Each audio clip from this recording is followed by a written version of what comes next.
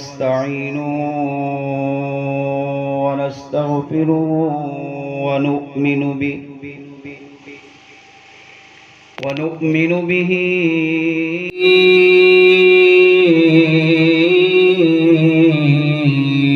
ونتوكل عليه ونعوذ بالله من شرور أنفسنا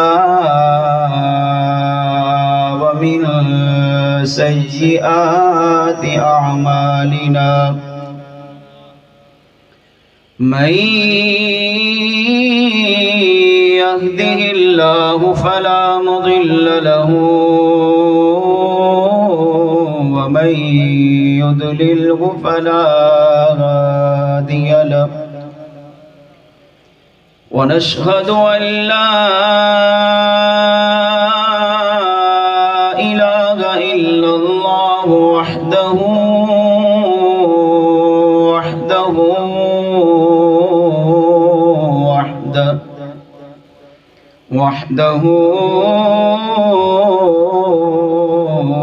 لا شريك له ونشهد أن سيدنا وسندنا وحبيبنا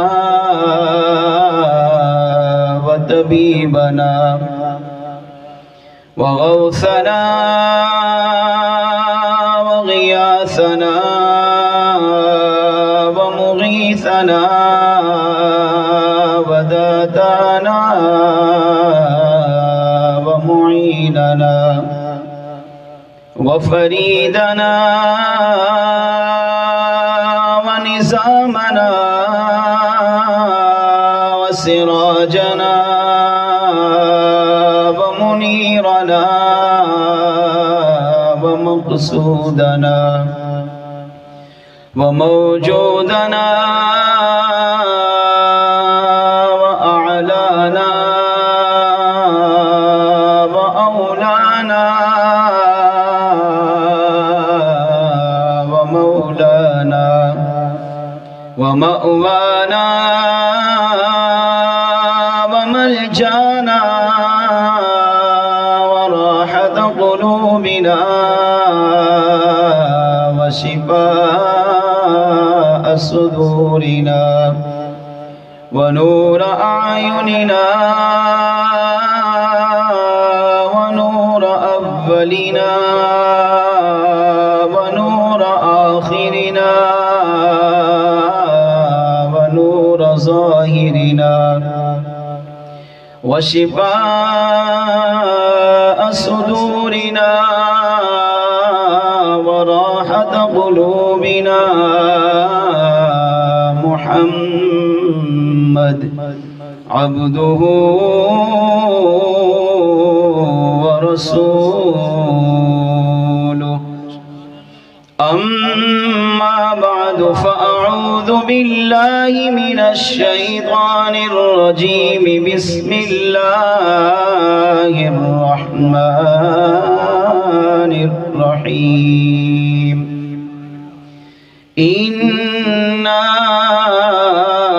نحن نزلنا الذكر وإنا له لحافظون آمنت بالله وصدق الله مولانا العظيم وصدق رسوله النبي الكريم الأمين ونحن على ذلك لمن الشاهدين والشاكرين والحمد لله رب العالمين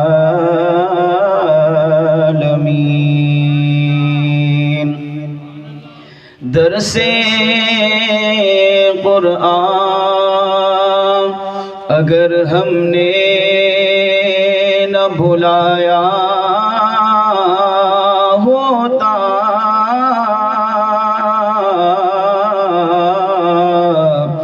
یہ زمانہ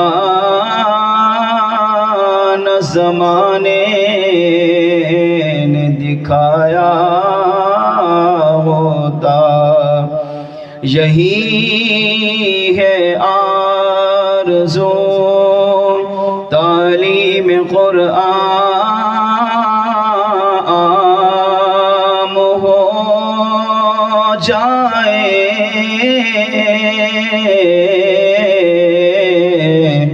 ہر پرچم سے اونچا پرچم اسلام ہو جائے۔ مٹا دے اپنی ہستی کو اگر کچھ مرتبہ چاہے، کہ دانا خاک میں مل کر گلزار ہوتا ہے، خودی کو کر بلند اتنا کہ ہر تقدیر سے پہلے خدا خود پوچھے بندے سے، بتا تیری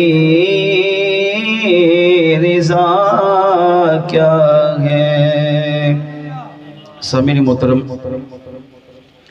اللہ تعالیٰ کی حمد و ثنا کے بعد اس رب العالمین کی بارگاہ میں دعا ہے، رب کریم آج کی یہ بابرکت مقدس محفل اپنی پاکیزہ بارگاہ میں قبول و منظور فرمائے۔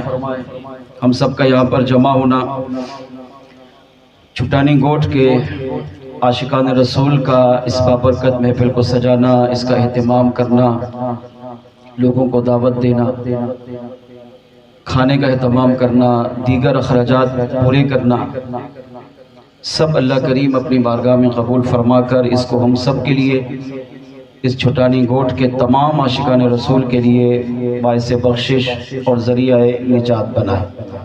دل کی گہرائیوں سے مبارکباد پیش کروں گا مبلغ دعوت اسلامی محترم جناب محمد ایوب اتاری صاحب کو، جن کے توسط سے آج اس بابرکت محفل میں حاضری کی سعادت نصیب ہو رہی ہے۔ محترم جناب حضرت مسجد حاضہ کے امام و خطیب علامہ مولانا عبدالصمد طاہری صاحب، محترم جناب مولانا محمد کامران اتاری قادری صاحب، غلام مصطفیٰ شاہ صاحب، علامہ غلام حیدر حسینی صاحب، غلام نبی فوجی صاحب، ماسٹر جاوید صاحب، غلام علی فوجی صاحب اور دیگر چھٹانی گوٹھ کے ان عاشقان رسول کا تہ دل سے شکریہ ادا کرتا ہوں جنہوں نے آج اس بابرکت محفل کو سجایا۔ اللہ کریم ان سب کی کاوشوں کو اپنی بارگاہ میں قبول فرمائے اور آج کی یہ بابرکت محفل میرے لیے، آپ سب کے لیے باعث بخشش اور ذریعہ نجات بنائے۔ رمضان المبارک کی بہاریں جاری و ساری ہیں۔ اللہ تعالیٰ کا کروڑا کروڑ احسان کہ اس کریم رب نے ہمیں جیتے جی ماہ رمضان عطا کیا۔ یہ بابرکت مہینہ اللہ تعالیٰ کی رحمتیں، اللہ تعالیٰ کی مغفرتیں، جہنم سے آزادیاں پانے کا مہینہ ہے۔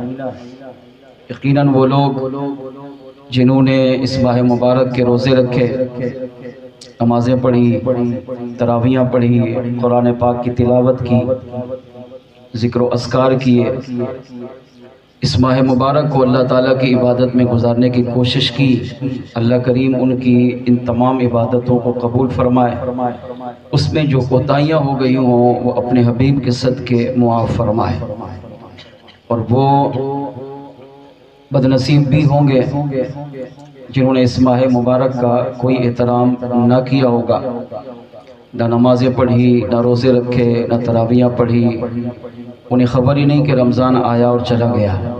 اللہ ایسوں کو اس ماہ رمضان کے صدقے ہدایت نصیب فرمائے اور وہ بھی ماہ رمضان کا ادب و احترام کرنے والے بن جائیں۔ دیکھتے ہی دیکھتے آج 28ویں شب اس ماہ مبارک کی آ چکی، ہو سکتا ہے کل آخری شب ہو یا پرسوں آخری شب ہو، اور پھر یہ مہینہ ہم سے رخصت ہو جائے گا۔ مجھے آج کے اس بیان کے حوالے سے جو موضوع دیا ہے وہ عظمت قرآن بھی ہے، اور ساتھ ساتھ ایک انتہائی اہم سوال جو آج میں آپ کی بارگاہ میں پیش کروں گا، اس کو سوال اور جواب کی صورت میں ہم سمجھنے کی کوشش کریں گے۔ وقت کے اندر انشاءاللہ بیان کا اختتام ہوگا، آپ کا زیادہ وقت نہیں لوں گا، لیکن میں چاہوں گا کہ پوری توجہ آپ میری طرف رکھیں گے تاکہ گفتگو کرنے، سننے، سمجھنے میں آسانی ہو۔ اللہ نے چاہا تو انشاءاللہ ہم اپنے عقائد میں، اپنے اعمال میں بہترین اصلاح کا سامان کریں گے۔ آئیے سب سے پہلے نبی رحمت، شفیع امت، شمع بزم ہدایت، مالک کوثر و جنت، امام الانبیاء محمد مصطفیٰ احمد مجتبیٰ صلی اللہ تعالیٰ علیہ وآلہ وسلم کی ذات اقدس پر درود پاک پڑھنے کے حوالے سے ایک روایت نقل کرتا ہوں۔ انتہائی توجہ سے سنیے اور اپنے دل کو اپنے نبی کی محبت سے سرشار کیجیے۔ علامہ شیخ عبدالحق محدث دہلوی رحمۃ اللہ تعالیٰ علیہ فرماتے ہیں، جب امتی اپنے نبی پر درود پڑھتا ہے تو درود پڑھنے کا سب سے بڑا فائدہ یہ کہ وہ امتی اپنے نبی کے قریب ہو جاتا ہے۔ آج ہر امتی، ہر عاشق یہ چاہتا ہے کہ میں حضور کے قریب ہو جاؤں، میرے آقا جس طرح ساری کائنات کو نواز رہے گے مجھے بھی نوازیں، میرے آقا جس طرح ساری کائنات پر کرم نوازیاں فرما رہے گے حضور کی ایک نگاہ مجھ پر بھی پڑ جائے۔ تو اس کا ایک بہترین ذریعہ حضور کی ذات پر درود و سلام پڑھنا ہے۔ سبحان اللہ کی صدا آپ کی آنی چاہیے، خاموش، کنجوسی بالکل نہیں کرنی۔ رمضان میں ایک دفعہ سبحان اللہ کہو تو پتہ کتنا ثواب ملتا ہے؟ ایک دفعہ سبحان اللہ کہو تو رمضان میں 1000 مرتبہ سبحان اللہ کہنے کا ثواب ہے، اور جنت میں درخت بھی لگتا ہے۔ تو آج ہم انشاءاللہ یہیں بیٹھے بیٹھے جنت میں باغ لگائیں گے، اور جہاں باغ ہوگا تو باغ کا مالک ظاہر باغ میں ہی جائے گا۔ تو یہاں 40 سے زیادہ بیٹھے ہوئے ہیں، تو ایک کا پڑھنا تو اللہ کو پسند آئے گا، ایک کی ادا تو اللہ کو پسند آئے گی، تو اللہ نے چاہا تو اس ایک کے صدقے ہم سب کی بگڑی بنے گی۔ امتی جب اپنے نبی پر درود پڑھتا ہے تو درود کی سب سے بڑی خاصیت یہ کہ درود اس پڑھنے والے کو حضور کے قریب کرتا ہے، اور میرے آقا صلی اللہ علیہ وسلم اس امتی سے اتنا خوش ہوتے ہیں، اتنا خوش ہوتے ہیں کہ اسے سلام بھی بھیجتے ہیں، اور کرم فرمائیں تو درود پاک کی وجہ سے اسے اپنا دیدار بھی عطا کرتے ہیں۔ اس بات کو اس روایت سے سمجھے۔ امام سخاوی رحمۃ اللہ تعالی علیہ اپنے کتاب القول البدیع میں اس روایت کو نقل کرتے ہیں۔ مصر میں ایک شخص تھا جس کا نام محمد بن سعید تھا، عام ہماری طرح عام انسان تھا، گناہگار، کوئی نیک ولی متقی پرہیزگار نہیں، لیکن اس کی ایک عادت تھی، سارا دن کام کرتا، تجارت کرتا، لین دین کرتا، کاروبار کرتا، کھیتی باڑی کرتا، اپنا اور اپنے بیوی بچوں کا پیٹ پالتا، مگر ایک اچھی عادت یہ تھی کہ رات کو سونے سے پہلے ایک مخصوص تعداد میں مصطفیٰ جان رحمت صلی اللہ علیہ وسلم پر درود پاک پڑھتے پڑھتے سو جاتا۔ اس کی زندگی کی ایک تمنا تھی۔ کسی نے پوچھا آپ کی تمنا کیا ہے؟ کہا ایک ہی تمنا ہے کہ اللہ مرنے سے پہلے مجھے اپنے محبوب کا دیدار عطا کر دے۔ اب وہ تمنا اس کی کیسے پوری ہوئی کہ مخصوص تعداد میں، چاہے وہ 50 ہو یا 100 ہو، ناغہ نہیں کرتا، غمی آئے، خوشی آئے، سردی ہو، گرمی ہو، پریشانی میں ہو، مصیبت میں ہو، تکلیف میں ہو، غم میں ہو، خوشی میں ہو، وہ نہیں دیکھتا تھا مجھ پر کیا حالت ہے، مگر رات کو سونے سے پہلے تب تک نیند نہیں کرتا تھا جب تک مصطفیٰ جان رحمت صلی اللہ علیہ وسلم پر درود نہیں پڑھتا تھا۔ ایک دن حسب معمول کام کے لیے نکلا، گھر واپسی میں تاخیر ہوئی، کسی سے اس کا جھگڑا ہوا، لوگوں نے اس کو تھوڑا مارا ستایا، تو پریشان ہو کر غمزدہ دل لیے گھر لوٹا، نماز عشاء پڑھی، اپنے بستر پر آیا، دل بہت ڈوبا ہوا تھا۔ اب اس نے بستر پر بیٹھے بیٹھے اپنے آقا پر وہی مخصوص تعداد میں 100 مرتبہ درود و سلام پڑھا۔ لیکن آج جو کیفیت تھی نا وہ پہلے سے زیادہ اچھی تھی۔ بندہ جب غمزدہ ہو، پریشانی میں ہو، تکلیف میں ہو، تو یہ آپ بھی جانتے ہیں پھر خشوع خضوع بڑھ جاتا ہے۔ مثال کے طور پر عام طور پر ہم نماز پڑھیں تو اتنا مزہ نہیں آتا، لیکن اگر ہمارے ہاں کسی کا انتقال ہو جائے، ماں چلی جائے، باپ چلا جائے، بھائی چلا جائے، بہن چلی جائے، بیوی چلی جائے، بیٹا چلا جائے، اب بندہ غمزدہ ہوتا ہے۔ اب جب نماز پڑھے گا اس نماز کی بات ہی کچھ اور ہوگی، ہو سکتا ہے وہ نماز میں بھی رو پڑے، اور خاص طور پر اگر اس کا وہ امام تھا اور اس کے گھر والوں میں سے کسی کا انتقال ہو گیا، اب تو رو رو کر نماز پڑھے گا، قرآن بھی پڑھے گا تو روئے گا۔ وہ نماز قرآن کی وجہ سے نہیں رو رہا، وہ اپنے اس غم اور دکھ کی وجہ سے رو، اس کا دل بھرا ہوا ہے۔ تو غم میں جب بندہ ہوتا ہے نا تو دل بھر آتا ہے۔ اب اس کو لوگوں نے ستایا تھا تو دل غمزدہ تھا، اب جب اپنے آقا پر درود و سلام پڑھا تو آج درود و سلام رو رو کر پڑھا، کیونکہ جانتا تھا کہ دنیا چاہے کتنی مخالف ہو جائے، اگر میرے آقا میرے ساتھ ہیں تو پھر مجھے دنیا کی کوئی پرواہ نہیں ہے۔ امام سخاوی رحمت اللہ تعالی علیہ کہتے ہیں، محمد بن سعید کہتا ہے میں اس رات بستر پر بیٹھ کر اپنے نبی پر درود و سلام پڑھنے میں مصروف ہو گیا، پڑھتے پڑھتے پڑھتا بھی رہا، روتا بھی رہا، پڑھتا رہا، روتا رہا، یہاں تک کہ پڑھتے پڑھتے پڑھتے میں سو گیا۔ اب کیا سویا؟ سر کی آنکھ بند ہوئی، دل کی آنکھ کھلی۔ کہتا ہے رات کا ایک پہر تھا، محمد بن سعید کہتے ہیں میں رات کو اپنے نبی پر رو رو کر درود و سلام پڑھتے پڑھتے سو گیا، تو سر کی آنکھ بند ہوئی، دل کی آنکھ کھلی، رات کا ایک پہر تھا، میں نے دیکھا کہ وہ آقا جن پر میں ابھی درود و سلام پڑھتے پڑھتے سو گیا تھا، وہی مدینے والے آقا میرے گھر اپنا مقدس جلوہ لے کر تشریف لا چکے ہیں۔ وہ کہتے حضور جب میرے گھر میں آئے تو حضور کی آمد کی برکت سے میرا گھر خوشبو سے معطر بھی ہوا، اور میرے آقا صلی اللہ علیہ وسلم کی آمد کی برکت سے میرا گھر نور سے منور بھی ہو گیا۔ وہ کہتے میں نے جب دیکھا میرے آقا میرے گھر تشریف لا چکے ہیں، اب گھر چمک بھی رہا ہے، خوشبو سے معطر بھی ہے، نور سے منور بھی ہے، تو میں اٹھا اور حضور کے قریب جا کر حضور کے قدم کو پکڑ کر رونے لگا۔ اب قریب تھا کہ میں اپنی زبان سے کچھ عرض کرتا، میرے آقا صلی اللہ علیہ وسلم نے میرے دلی خیال کو جانتے ہوئے فرمایا محمد بن سعید آج تو غم زدہ تھا اور تو نے غم کی حالت میں بھی میری ذات پر درود و سلام پڑھتا رہا، ہم تیرے اس غم کی کیفیت کو دور کرنے کے لیے خود مدینے سے تشریف لے آئے ہیں۔ ہم نے چاہا میرا امتی غم زدہ ہے، اعلیٰ حضرت کہتے ہیں فریاد امتی جو کرے حال سار میں ممکن نہیں خیر البشر کو خبر نہ ہو۔ اعلیٰ حضرت فرماتے ہیں امتی یہ نہیں ہو سکتا کہ امتی غم زدہ ہو کر اپنے نبی کو پکارے اور نبی اپنے امتی کی فریاد نہ کرے۔ فرمایا نہ، اللہ نے ہمیں وہ نبی عطا کیا ہے کہ امتی کو کانٹا بھی چبھتا ہے تو اس کی تکلیف بھی مصطفیٰ جان رحمت خود محسوس فرما لیتے ہیں۔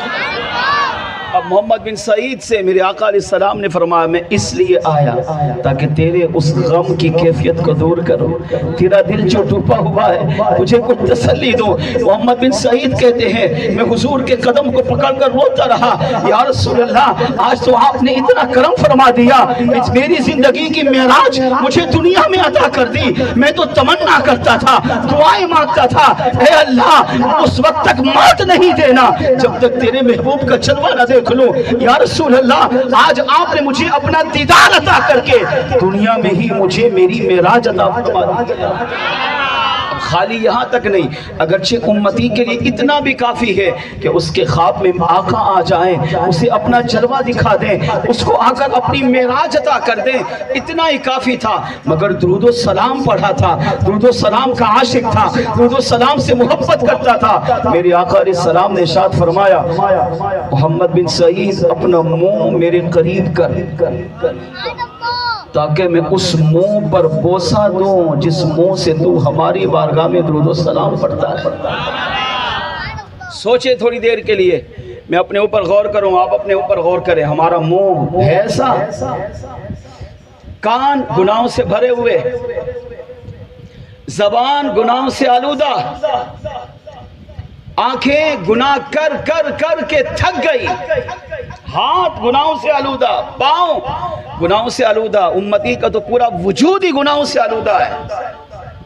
مگر میرے آقا صلی اللہ علیہ وسلم کیا فرما رہے ہیں؟ محمد بن سعید اپنا منہ میرے قریب کر تاکہ اس جگہ میں بوسہ دوں جہاں سے تو مجھ پر درود و سلام پڑھتا ہے۔ اب محمد بن سعید گناہگار تھا مگر غدار نہیں تھا، سچا عاشق رسول تھا۔ وہ کہتے میں نے سر کو جھکا لیا اور روتا رہا اور یہ سوچا میں گناہگار، میرا منہ اس قابل کہاں، آقا مجھے بوسہ دے۔ جن کو بوسہ دینے کے لیے فرشتے تڑپیں، صحابہ مچلیں، جن کو چومنے کے لیے صدیق اکبر جیسے جج صحابی تڑپتے رہے، فاروق اعظم جیسے جج صحابی تمنا کرتے رہے، عثمان غنی جیسے جج صحابی جن کو دیکھنے کے لیے تڑپتے رہے، مولا مشکل کشا جیسے، علی المرتضیٰ جیسے، شیر خدا جیسے، ولیوں کے شہنشاہ جیسے صحابی جن کی صحبت میں بیٹھنے پر ناز کرتے رہے۔ امتی کیسے سوچ سکتا ہے کہ نبی مجھے بوسہ دے؟ مگر درود و سلام کی برکت سنو، محمد بن سعید کہتے ہیں میرے آقا نے پھر فرمایا، محمد بن سعید منہ قریب کر تاکہ میں وہاں بوسہ دوں جہاں تو مجھ پر درود و سلام پڑھتا ہے۔ میں نے سر جھکا لیا، اب مجھے ہمت نہ ہوئی، میں اس قابل کہا، میں اپنا کندھا منہ حضور کے پاکیزہ منہ کے قریب کروں، کہا میں نے نہیں کیا۔ آقا نے تیسری مرتبہ فرمایا، محمد بن سعید منہ قریب کر تاکہ میں وہاں بوسہ دوں جہاں سے تو درود و سلام پڑھتا ہے، مگر مجھے ہمت نہ ہوئی۔ کہتے میرے آقا نے آگے بڑھ کر اپنا مبارک ہاتھ میرے رخسار پہ رکھا اور میرے دوسرے رخسار پر مجھے بوسہ عطا کیا، کہا حضور چلے گئے۔ میں سحری تک روتا رہا، یہاں تک کہ فجر کی نماز پڑھنے جب مسجد میں گیا اور امام نے سلام پھیرا تو میں نے دیکھا لوگ پہلے سلام کے بعد امام سے جا کے ملتے تھے، مگر آج سلام پھیرنے کے بعد لوگ مجھ سے آ کے ملاقات کر رہے ہیں۔ کوئی میرے سر پہ ہاتھ رکھ کے چوم رہا ہے، کوئی میرے ہاتھوں پہ بوسہ دے رہا ہے، کوئی میری پیشانی کو چوم رہا ہے، کوئی مجھے ہاتھ لگا لگا کے چوم رہا ہے۔ فرماتے مجھے سمجھ میں نہیں آئی آج میرے ساتھ یہ کیا ہو رہا ہے۔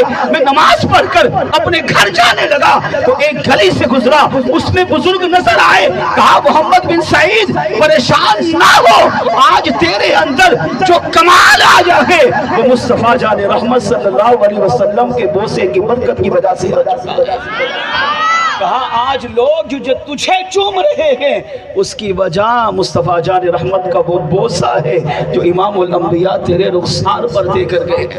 اب یہاں تک بھی برکت ختم نہیں ہوئی، محمد بن سعید کہتے ہیں آقا چلے گئے، میرا گھر خوشبو سے معطر رہا، میرا جسم خوشبو سے معطر رہا، 8 دن تک میرے جسم اور میرے گھر سے مصطفیٰ جان رحمت صلی اللہ علیہ وسلم کے بوسے کی خوشبو آتی رہی۔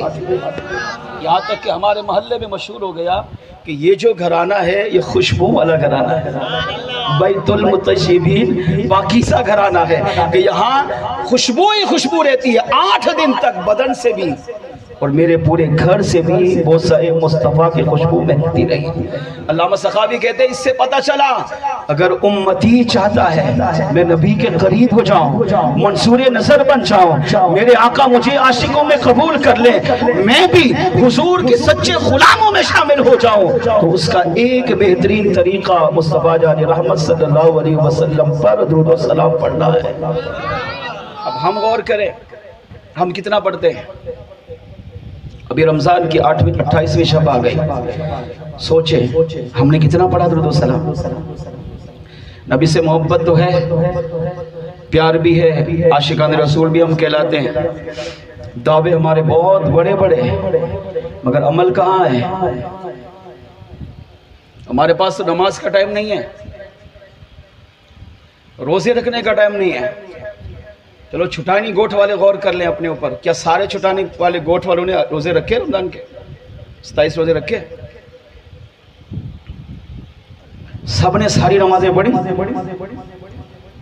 سب نے ساری تراویحاں پڑھی؟ کیا سارے گوٹھ والوں نے کم از کم ایک قرآن کا ختم رمضان میں کیا؟ اپنے نبی پر چلو 1000 مرتبہ نہ صحیح، 500 دفعہ نہ صحیح، کم از کم 100 مرتبہ درود و سلام پڑھا؟ نہیں۔ ہم درود و سلام کب پڑھتے ہیں؟ جب محفل ہوتی ہے، صلاۃ و سلام ہوگا، کھڑے ہو گئے، یا نبی السلام علیکم۔ جمعہ کی نماز پڑھنے گئے مسجد میں، جمعہ کی نماز پڑھی، پھر کھڑے ہو گئے، مصطفیٰ جان رحمت پہ لاکھوں سلام۔ یہ ہمارا عمل ٹھیک ہے، یہ اچھا ہے، محفل میں بھی سلام پڑھے، نماز کے بعد بھی پڑھے، ہر جگہ پڑھے، لیکن عادت اپنا ہے۔ میں جو عرض کرنا چاہ رہا ہوں وہ یہ ہے کہ عادت اپنا ہے، روزانہ کچھ نہ کچھ پڑھیں، 50 دفعہ پڑھ لیں، 5 دفعہ پڑھ لیں، 1 دفعہ پڑھ لیں، پڑھیں۔ کچھ وقت اپنے لیے ایسا نکالیں کہ جس میں آپ ہوں اور سرکار کی ذات ہو، بس دنیا بھی کوئی رکاوٹ نہ ہو، بھلے 5 دفعہ پڑھیں صحیح۔ آج کی محفل کا یہ پہلا پیغام ہے، اپنے نبی پر درود و سلام پڑھنے کی عادت بنائیں۔ فوائد نہ ہو تو میری گریبان آ کے پکڑیں، شرط یہ ہے عقیدہ پکا ہو، ایمان مضبوط ہو، یقین کے ساتھ درود و سلام پڑھیں گے تو صرف درود و سلام کی وجہ سے دنیا بھی سنورے گی، قبر بھی سنورے گی، آخرت بھی سنورے گی۔ اور اگر درود و سلام کی وجہ سے مجھے اور آپ کو حضور کا دیدار مرنے سے پہلے مل جائے تو خدا کی قسم دنیا میں سمجھے ہماری معراج ہو گئی۔ میرے آقا کی معراج کہاں تک تھی؟ لا مکان تک۔ 27 رجب کو وہاں گئے، سر کی آنکھوں سے رب کا دیدار کیا تو یہ حضور کی معراج۔ امتی کی معراج کہاں ہے؟ فرمایا امتی کی معراج یہ کہ امتی حضور کے در تک آ جائے۔ امتی جب در تک آ گیا تو یہ امتی کی معراج، اور در تک نہیں جا سکا تو پھر معراج یہ ہے کہ امتی اپنے آپ کو ایسا بنائے کہ مدینے والے آقا خود خواب میں آ کر اسے اپنا دیدار عطا کریں۔ اگر ہم چاہتے ہیں کہ مصطفیٰ جان رحمت صلی اللہ علیہ وسلم کی زیارت ہو، دنیا سنورے، قبر سنورے، آخرت سنورے، ہر ایک مسلمان چاہتا ہے تو درود السلام پڑھنے کی عادت بنا لے۔ میرے شیخ طریقت ولی نعمت زمانے کے مرد قلندر امیر اہل سنت دامت برکاتہم العالیہ فرماتے ہیں اگر تم روزانہ 313 مرتبہ اپنے محبوب آقا پر درود و سلام پڑھنے کی عادت بنا لو تو اللہ تمہیں کثرت سے درود و سلام پڑھنے والوں میں شامل کر لے گا۔ کثرت کا مطلب کیا ہے؟ وہ اولیاء جو 24 گھنٹے حضور پر درود و سلام پڑھتے ہیں ان میں اللہ ہمیں شامل کر لے گا۔ صلی اللہ علیہ محمد سب سے چھوٹا وظیفہ ہے، اگر اس کو آپ 313 دفعہ پڑھیں تو بمشکل 10 سے 12 منٹ لگتے ہیں، بمشکل 12 منٹ چلو رکھ لیں، 12 منٹ کے اندر اندر آپ فارغ۔ تو کیا 24 گھنٹوں میں سے ہم 12 منٹ بھی اپنے نبی کے لیے نہیں نکال سکتے؟ نکال سکتے ہیں۔ نیت کریں کہ انشاءاللہ آج سے ہی ہم اپنے آقا پر روزانہ کم از کم 313 مرتبہ درود و سلام پڑھیں گے۔ آئیے مل کر محبت عقیدت کے ساتھ، اس یقین کے ساتھ کہ گنبد خضرا کے مکین اس وقت بھی ہماری اس محفل کو دیکھ بھی رہے ہیں، سماعت بھی کر رہے ہیں۔ اس عقیدے کے ساتھ بارگاہ رسالت میں درود پاک روزانہ پیش کیجیے۔ الصلاۃ والسلام علیک یا سیدی یا رسول اللہ، الصلاۃ والسلام علیک یا سیدی یا حبیب اللہ، الصلاۃ والسلام علیک یا سیدی یا رحمة للعالمین وعلى آلك وأصحابك یا سیدی یا شفیع المذنبین۔ مل کے بآواز بلند صلی اللہ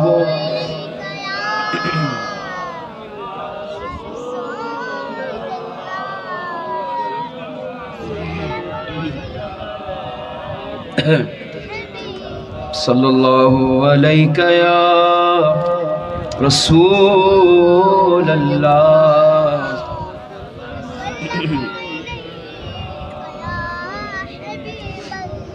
جسے مل گیا کملی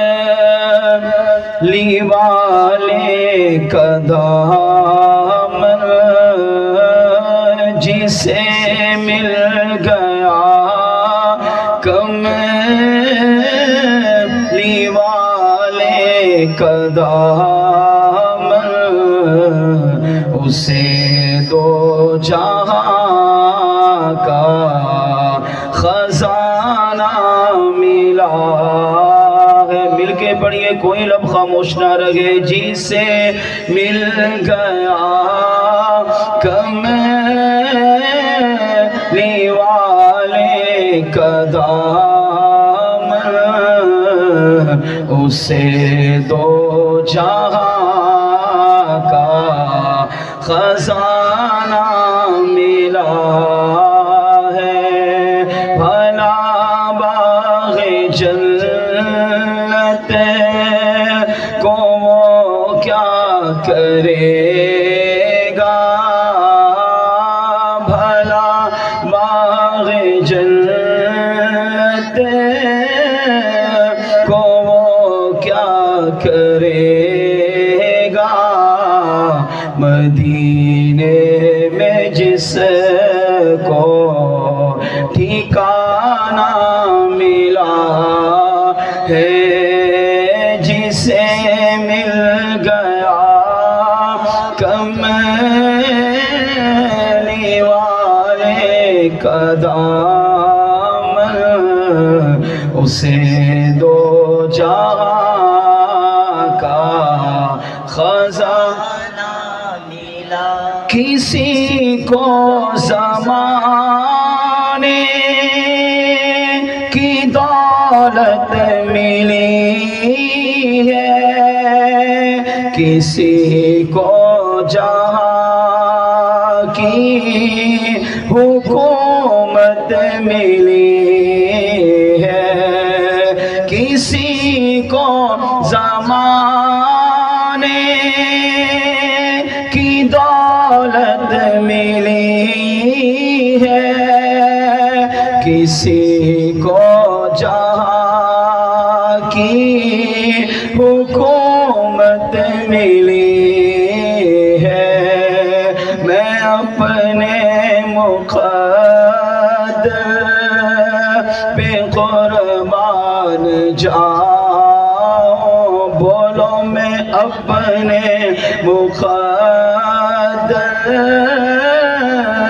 پہ قربان جاؤں،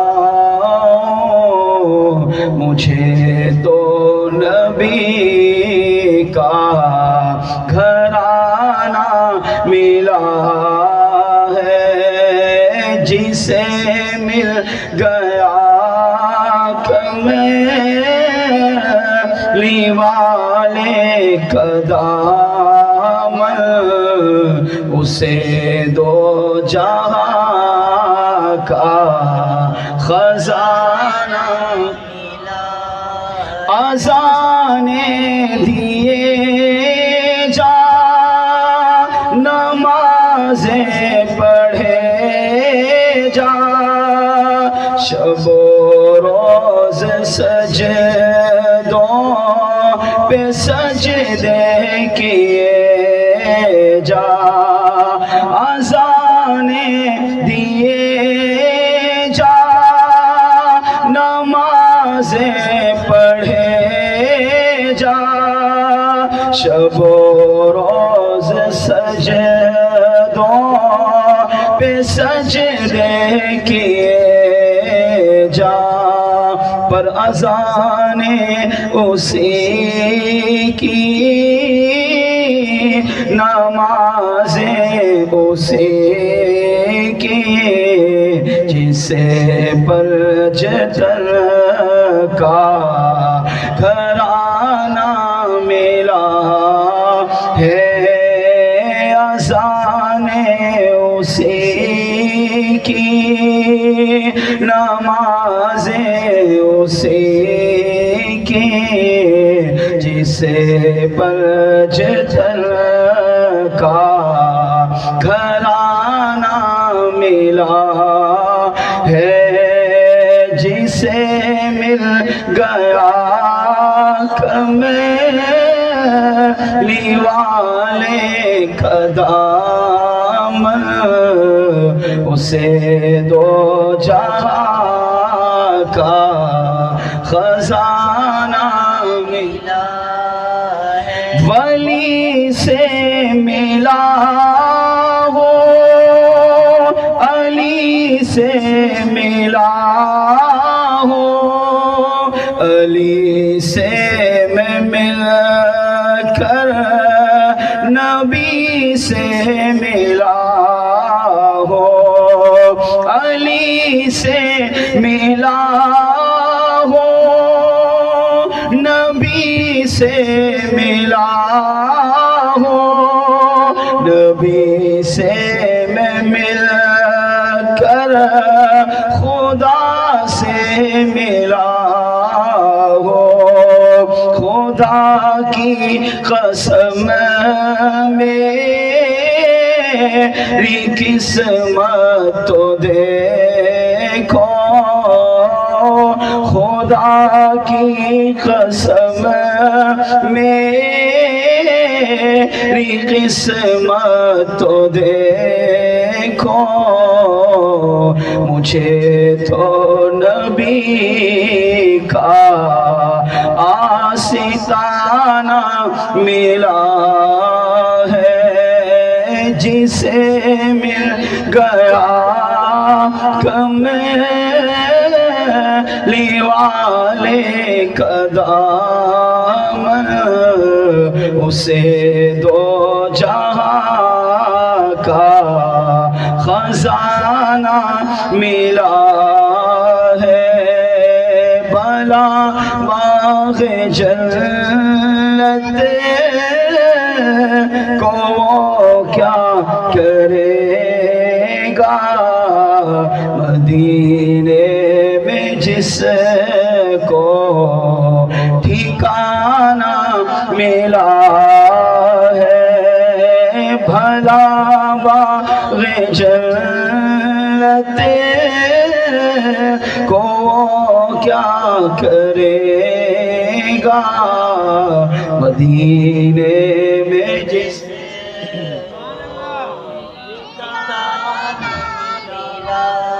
اللہ کریم نے قرآن پاک میں ارشاد فرمایا اِنَّا نَحْنُ نَزَّلْنَا الذِّكْرَ وَإِنَّا لَهُ لَحَافِظُونَ، بے شک ہم نے ہی اس کو نازل کیا اور بے شک ہم ہی اس کی حفاظت کرنے والے ہیں۔ اس آیت کریمہ میں الذکر سے مراد کیا ہے؟ تمام مفسرین نے لکھا کہ الذکر ای القرآن، اس ذکر سے مراد قرآن پاک۔ اللہ ارشاد فرما رہا ہے اے پیارے حبیب، بے شک ہم نے ہی اس قرآن کو نازل کیا، وَإِنَّا لَهُ لَحَافِظُونَ، اور بے شک ہم ہی اس قرآن کی حفاظت کرنے والے ہیں۔ قرآن کیا ہے؟ قرآن کا فائدہ کیا ہے؟ قرآن کی برکت کیا ہے؟ قرآن اپنے پڑھنے والے کو، قرآن سے محبت کرنے والے کو، قرآن سے پیار کرنے والے کو قرآن کیا کیا دیتا ہے، اس بات کو صرف دو روایت سے سمجھ کر ہم اختتام کی طرف بڑھتے ہیں۔ میرے آقا صلی اللہ تعالیٰ علیہ وسلم کی پوری زندگی سراپا معجزہ، توجہ ادھر رکھیں بس، پوری زندگی معجزہ۔ آدم علیہ السلام سے لے کر عیسیٰ علیہ السلام تک اللہ تعالیٰ نے 1,24,000 کا مبیش انبیاء بھیجے۔ ہر نبی کو اللہ نے معجزے دیے، کسی کو 1، کسی کو 2، کسی کو 3، کسی کو 4، 5، 6، 7، 8، 9، 10، 12، 15 بس، لیکن میرے اور آپ کے آقا صلی اللہ علیہ وسلم کو سر سے پاؤں تک سراپا معجزہ بنایا۔ 63 سالہ حضور کی مبارک زندگی اس کے آپ سال نکالیں 63 سال، پھر اس کے مہینے نکالیں، پھر دن نکالیں، پھر گھنٹے نکالیں، پھر سیکنڈ نکالیں، اس کو حساب کتاب کریں، جو جواب آئے گا تو میری آقا صلی اللہ علیہ وسلم کا ہر لمحہ معجزہ، اتنے معجزے کہ ہم شمار کر کر کے تھک جائیں گے مگر نہیں کر سکیں گے۔ ٹھیک، آقا علیہ الصلوۃ والسلام کے کچھ معجزے وہ ہیں جو صحابہ نے حضور کے سامنے دیکھے۔ مثال کے طور پر صحابہ نے دیکھا کہ سرکار نے چاند کے 2 ٹکڑے کیے، پھر چاند کو ملایا۔ صحابہ نے یہ دیکھا کہ آقا علیہ السلام کے مبارک انگلیوں سے پانی کے چشمے جاری ہوئے، پھر رک گئے۔ صحابہ نے دیکھا کہ 10 افراد کا کھانا 100 نے کھایا، 100 افراد کا کھانا 1000 نے کھایا۔ صحابہ نے دیکھا کہ حضور کی بارگاہ میں انسان، حیوان، چرند، پرند، درخت، پتھر، شجر، حجر، نباتات، جمادات، کائنات کی ہر مخلوق، یہاں تک کہ فرشتے، یہاں تک کہ جنات حضور کی بارگاہ میں حاضر ہوتے، اپنی فریاد پیش کرتے، میرے آقا سب کی مشکل کشائی فرماتے ہیں۔ 3 لاکھ معجزات میرے آقا صلی اللہ علیہ وسلم کے وہ ہیں جو اس وقت کتابوں میں ہیں لکھے ہوئے۔ اب یہ 3 لاکھ معجزات کو بھی ایک بندہ اگر بیان کرے نا ساری زندگی، کوئی بہت بڑا علامہ صاحب اور روزانہ بیان کرتا ہو نا، صبح بھی، شام بھی، رات بھی، دن بھی، تب بھی وہ بیان کرتے کرتے ختم ہو جائے گا، مگر یہ 3 لاکھ معجزات پھر بھی بیان نہیں کر سکے گا۔ ان سارے معجزات میں سب سے بڑا معجزہ کیا ہے؟ علماء نے لکھا مصطفیٰ جان رحمت صلی اللہ علیہ وسلم کی سراپا پوری زندگی معجزات سے بھری ہوئی ہے۔ سب سے بڑا معجزہ مصطفیٰ جان رحمت کا وہ ہے قرآن پاک۔ میرے آقا صلی اللہ تعالیٰ علیہ وسلم نے قرآن پاک کو، اس معجزے کو قیامت تک باقی رکھا۔ کس نے؟ رب نے۔ کیوں رکھا؟ تاکہ جب صحابہ نے حضور کے معجزات دیکھے، تابعین نے ان سے سنے، تبع تابعین نے تابعین سے سنے، اور یوں آگے سلسلہ چلتے چلتے چلتے آج 15ویں صدی میں ہم تک پہنچا، تو اللہ نے آقا علیہ السلام کا، اپنے محبوب کا ایک معجزہ جو کہ قرآن ہے، اللہ نے اس کو قیامت تک باقی رکھا تاکہ حضور کی ساری امت مصطفیٰ جان رحمت صلی اللہ علیہ وسلم کے اس معجزے کا فیض پا سکے۔ یعنی یہ وہ معجزہ ہے جو ہم نے حضور کے دور میں نہیں تھے، ہم نے سرکار کو نہیں دیکھا، سرکار کا زمانہ نہیں پایا، مگر آج 1500 سال کے بعد بھی بالکل سیم وہی معجزہ جو حضور کے دور میں تھا، صحابہ نے اپنی آنکھوں سے دیکھا، وہی معجزہ آج ہمارے پاس قرآن کی صورت میں موجود ہے۔ مگر اب میں اور آپ غور کریں، ہم اس معجزے کی کتنی قدر کرتے ہیں؟ کیا ہم قرآن کو پڑھ رہے ہیں؟ قرآن سے محبت کر رہے ہیں؟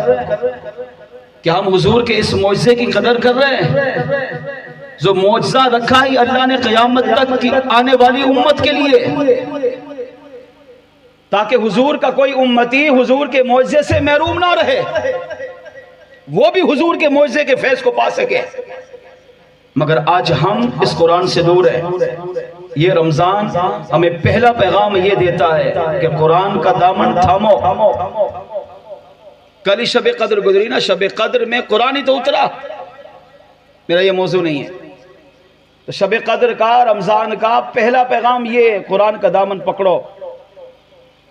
1947 کو جب پاکستان بنا تو وہ رمضان کی 27ویں شب تھی۔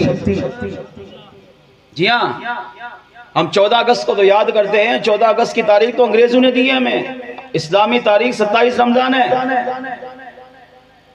27 رمضان کو رات 12 بجے اس وقت کے علماء نے، بزرگوں نے لکھا کہ رات 12 بجے یہ اعلان ہوا کہ پاکستان ہندوستان سے آزاد ہو گیا۔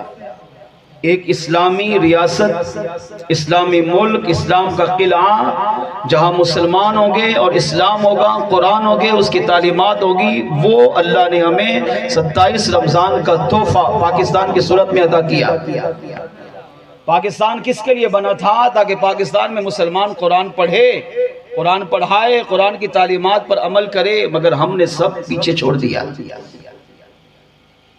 آج دیکھیں پہلے کے جو بوڑھے بوڑھے بیٹھے ہیں یہ میری بات کی گواہی دیں گے، پہلے جب گھر میں لوگ اٹھتے تھے، مائیں اٹھتی تھی، پہلا کام قرآن کی تلاوت۔ پہلے اگر محلے میں گزر جاؤ، گلی سے گزرو، ہر گھر سے قرآن کی آواز۔ اور آج ہماری صبح کی ابتدا گانے سے، ابتدا فلموں سے، ابتدا ڈراموں سے، اٹھتے ہی سب سے پہلا کام موبائل چیک، کتنے دوستوں کے واٹس ایپ آئے، میسج آئے، وہ دیکھیں گے، اس میں اچھی ویڈیو آئیں وہ دیکھیں گے، گندی آئیں وہ دیکھیں گے، پہلا کام ہمارا موبائل۔ جبکہ پہلے کیا تھا؟ پہلا کام مائیں بہنیں، گھر کی بہو بیٹیاں، سب بوڑھا نوجوان، اٹھتے ہی پہلا کام وضو اور قرآن کی تلاوت۔ اس وقت برکت تھی، بے برکتیاں نہیں تھی، مہنگائی نہیں تھی، پریشانیاں نہیں تھی، تکالیف نہیں تھی، جان لیوا امراض میں بندہ مبتلا نہیں تھا۔ سب کی مین وجہ کیا تھی؟ قرآن۔ اور آج ہم نے قرآن کو چھوڑا تو آج کون سی مصیبت ہے جو ہمارے پاس نہیں ہے؟ کون سی بیماری ہے جو آج ہمارے پاس نہیں ہے؟ ایسی بیماریاں جن کا نام ہی نہیں سنا تھا، آج انہی بیماریوں میں مسلمان مبتلا ہے۔ ڈاکٹر بھی کہتے بھائی یہ لا علاج ہے، حالانکہ کوئی مرض ایسا ہے ہی نہیں جس کا علاج نہ ہو۔ جی ہاں، اللہ نے قرآن میں بیان کیا، قرآن میں ہر مرض کی شفا ہے۔ مگر ہم نے کیا کیا؟ ڈاکٹروں پہ بھروسہ کر لیا، دوائیوں پہ بھروسہ کر لیا، قرآن پر بھروسہ نہیں کیا، قرآن کو چھوڑ دیا۔ اب اس پر جتنا میں بات کروں، لیکچر دوں، وہ کم ہے۔ ایمان والے کے لیے ایک ہی جملہ کافی ہے، قرآن کو پڑھو، قرآن کو سمجھو، قرآن سے محبت کرو، صرف یہ سوچ کر کہ یہ میرے نبی کا معجزہ ہے، یہ قرآن میرے رب کی کتاب ہے۔ میرے آقا صلی اللہ تعالیٰ علیہ وسلم امت سے کتنی محبت کرتے ہیں، امت سے کتنا پیار ہے، امت سے کتنی شفقت ہے، اس بات کو اس حدیث پاک سے سمجھیں۔ میرے آقا صلی اللہ تعالیٰ علیہ وسلم تشریف فرما ہے، صحابہ حضور کے سامنے موجود ہیں۔ آپ علیہ السلام نے سابقہ انبیاء کا تذکرہ کیا، ان کی امتوں کا تذکرہ کیا، سابقہ انبیاء پر جو کتابیں اللہ نے اتاری ان کا تذکرہ کیا، تورات، زبور، انجیل کا تذکرہ کیا۔ پھر اپنی کتاب قرآن کا تذکرہ کیا، اور تذکرہ کرتے کرتے کرتے حضور غمزدہ ہو گئے، رونے لگے۔ تھوڑی دیر گزری تو صحابہ بھی رو پڑے۔ ایک صحابی نے عرض کیا، یا رسول اللہ صلی اللہ علیہ وسلم، آپ غمزدہ کیوں ہیں، کیوں رو رہے ہیں؟ ارشاد فرمایا، اللہ تعالیٰ نے میری امت کو سابقہ امتوں سے افضل بنایا، میری امت کو اللہ نے وہ انعامات دیے جو سابقہ امتوں کو بھی نہیں ملے۔ میری امت کو اللہ نے میرا سب سے بڑا معجزہ قرآن کی صورت میں عطا کیا۔ اگر میری امت میں ایک ایسا زمانہ آئے گا کہ لوگ قرآن کو نہیں پڑھیں گے، پڑھیں گے تو قرآن پر عمل نہیں کریں گے، خالی زبانی پڑھیں گے، سنیں گے، عمل چھوڑ دیں گے۔ میں اس لیے غمزدہ ہو رہا ہوں، امت کی محبت، امت کی فکر، کہ سابقہ امتیں، ان انبیاء پر جب کتابیں اتری تو سابقہ امتوں نے کتابوں کو بانٹا، کتابوں کو تقسیم کر دیا، تورات، زبور، انجیل کے پاروں کو بانٹ دیا، اور پوری کتاب کا یعنی اس کو حصے کر کے تقسیم کر کے لوگوں نے پھیلا دیا، تو وہ کتابیں اپنی اصلی صورت میں باقی نہ رہی۔ آج بھی تورات، زبور، انجیل ملتی ہے تو کتنی؟ چند پارے، پوری کتاب کہیں بھی نہیں ہے۔ وجہ انبیاء کے زمانے میں بھی لوگوں نے اس کو تقسیم کرنا شروع کر دیا، اور کسی کے پاس اگر کوئی پارا آ جاتا تو وہ مرتے دم تک ساتھ ہی لے جاتا، کسی کو دیتا نہیں تھا۔ اب میرے آقا علیہ السلام غمزدہ ہے، رو رہے، کیوں؟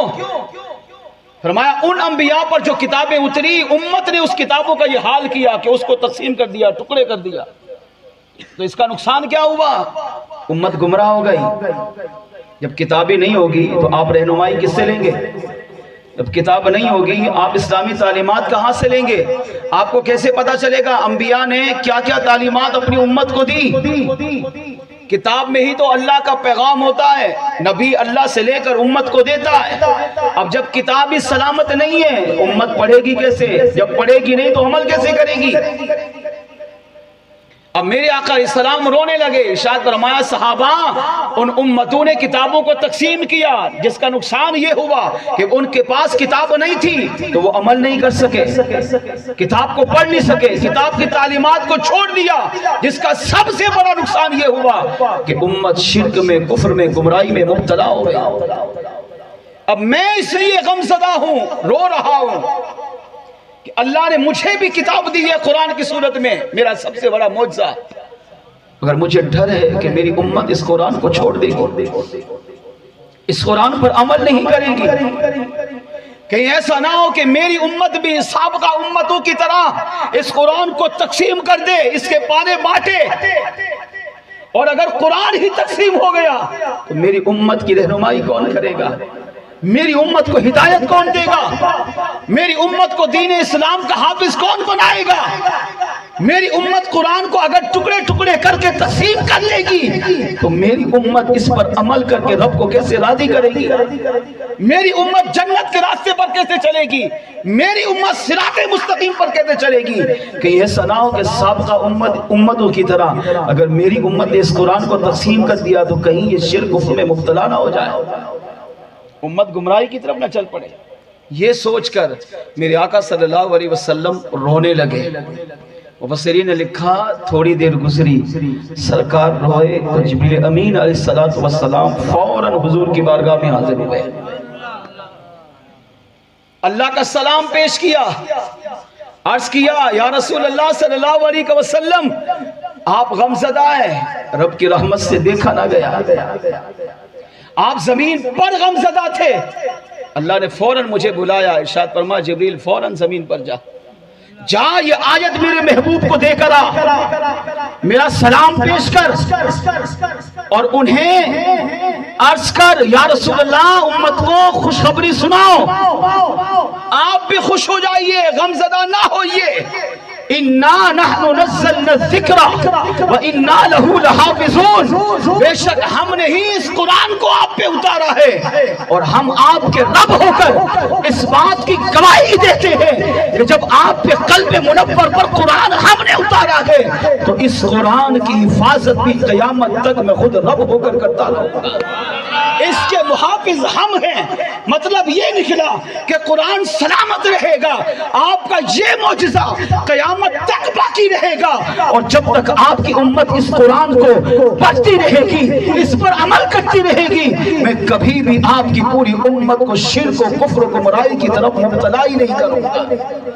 امت کو گمراہی سے، کفر سے، شرک سے بچانے کے لیے سب سے بہترین تحفہ اللہ کریم نے اپنے محبوب علیہ السلام کو قرآن کی صورت میں عطا فرمایا ہے۔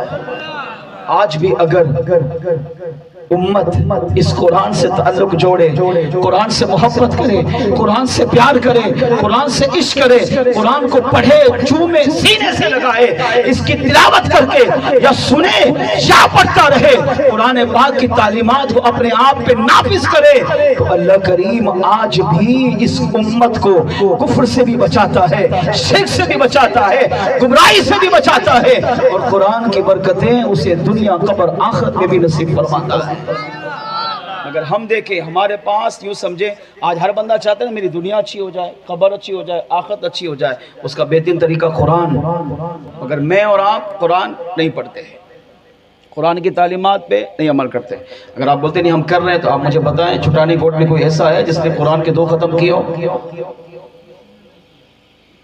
یہ حق ہے قرآن کا، سال میں 2 مرتبہ قرآن کو ختم کرنا ہر مسلمان پر یہ قرآن کا حق ہے۔ نہیں پڑھنا آتا تو سنے، 2 ختم سنے، اور پڑھنا آتا ہے تو ناظرہ پڑھے، چاہے حافظ ہو چاہے ناظرہ ہو، 2 ختم کرے۔ اگر ہماری حالت کیا ہے، ہم تراویح بھی وہاں پڑھیں گے جہاں سنتے ہوں، یہ تو حافظ ہے بھائی، یہ تو گھنٹہ سوا گھنٹہ لگائے گا، ہم تو وہاں پڑھیں گے جہاں 12 منٹ میں تراویح ہو۔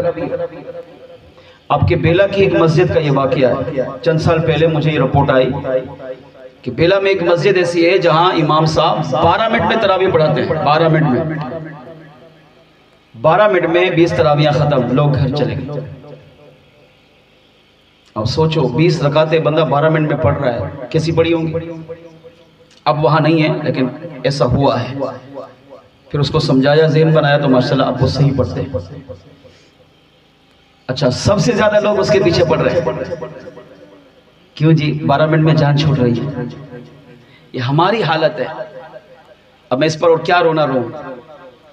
مسلمان تھوڑی سی لالچ میں آ کر آج قرآن کی بھی حرمتی کر رہا ہے۔ قرآن کو پڑھنا، چومنا، چھونا، عمل کرنا، یہ تو بہت دور چلا گیا۔ اب قرآن کا ادب بھی گیا۔ آپ بولیں گے نہیں ہم ادب کرتے ہیں، تو اپنے گھر میں جو قرآن رکھا ہے نا اس کا حال دیکھو۔ قرآن رکھا ہے تو پورا سال رکھا رہے گا، پورا سال توفیق نہیں ہوگی کہ اس کو اٹھا کر کم از کم دیکھ تو لے وہ اس کس حال میں ہے۔ وہ پکارتا رہتا ہے اللہ کے واسطے، مجھے اٹھا، مجھے چوم، مجھے پڑھ، مجھے چھو، میرا حال تو دیکھ، میں شہید ہو گیا ہوں، وہ سیدھا ہو گیا ہوں، مجھ پر مٹی اٹک چکی ہے، مگر مسلمان کو اٹھانے کی بھی توفیق نہیں۔ کبھی گھر کی صفائی کر لی تو قرآن پہ نظر پڑ گئی، دیکھا شہید ہے، چلو مقدس اور حق میں ڈالو۔ یہ ہمارا حال ہے۔ بہرحال قرآن وہ اللہ کی پاکیزہ کتاب ہے کہ اگر مسلمان اس قرآن سے اپنا تعلق صحیح معنوں میں جوڑ لے، قرآن سے محبت کرے، قرآن سے پیار کرے، قرآن کو پڑھے، قرآن کو چومے، قرآن کو چھوئے، تو قرآن اتنا باوفا ہے کہ وہ اسے دنیا میں بھی تنہا نہیں چھوڑتا، قبر میں بھی تنہا نہیں چھوڑتا، آخرت میں بھی تنہا نہیں چھوڑے گا۔ جب تک قرآن اس کی بخشش کروا کر جنت میں داخل نہیں کرتا تب تک قرآن اس کا دامن نہیں چھوڑتا۔ آپ کی ماں چھوڑ جائے گی، باپ چھوڑ جائے گا، بھائی چھوڑ جائے گا، بیوی بچے چھوڑ دیں گے، دوست عزیز و اقربا قبر میں ڈال کر سب بھاگیں گے، مگر قرآن قبر میں بھی اترے گا۔ اس بات کو اس روایت سے سمجھیے۔ روض الریاحین میں ہے ایک بزرگ رحمت اللہ تعالی علیہ جن کا نام ناصر الدین رحمت اللہ تعالی علیہ تھا، فرماتے ہیں میں قرآن سے بڑی محبت کرتا تھا، بڑا پیار تھا، قرآن کو پڑھتا، چومتا، سینے سے لگاتا، جب تک قرآن کو دیکھتا نہیں تھا مجھے چین نہیں آتا تھا۔ میری زندگی میں ایک ایسا موڑ آیا کہ میں بیمار ہو گیا، پوری توجہ میری طرف رکھیں، میں بیمار ہو گیا۔ بیماری میں مجھ پر سکتہ طاری ہوا۔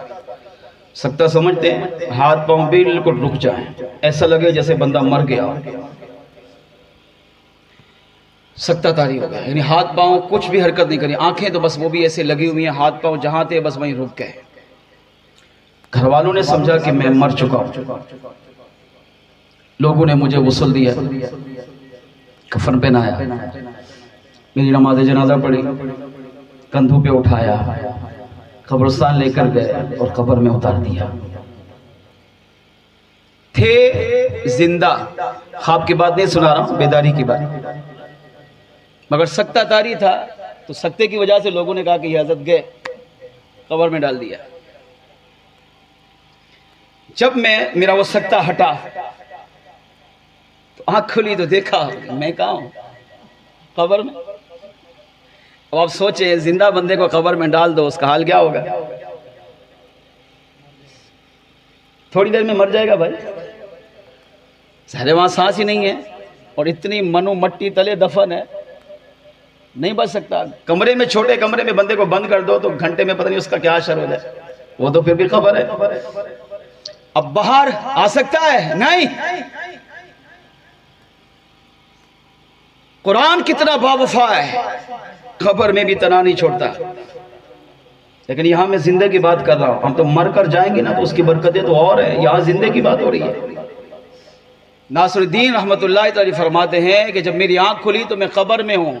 اب میں نے کہا بھائی یہ کیا کیا لوگوں نے؟ اب میں نے کوشش کی باہر، دوبارہ آ ہی نہیں سکتا، اب زندگی بچانی تھی، قبر ہے، رات کا وقت ہے، سناٹا ہے، کیا کروں، کیسے باہر آؤں؟ یا تڑپ تڑپ کر یہی جان دے دوں؟ آج کے دور میں ایسا واقعہ ہو تو مر جائے بندہ. کیوں؟ ایمان کمزور ہے. جی ہاں، یقین کمزور ہے.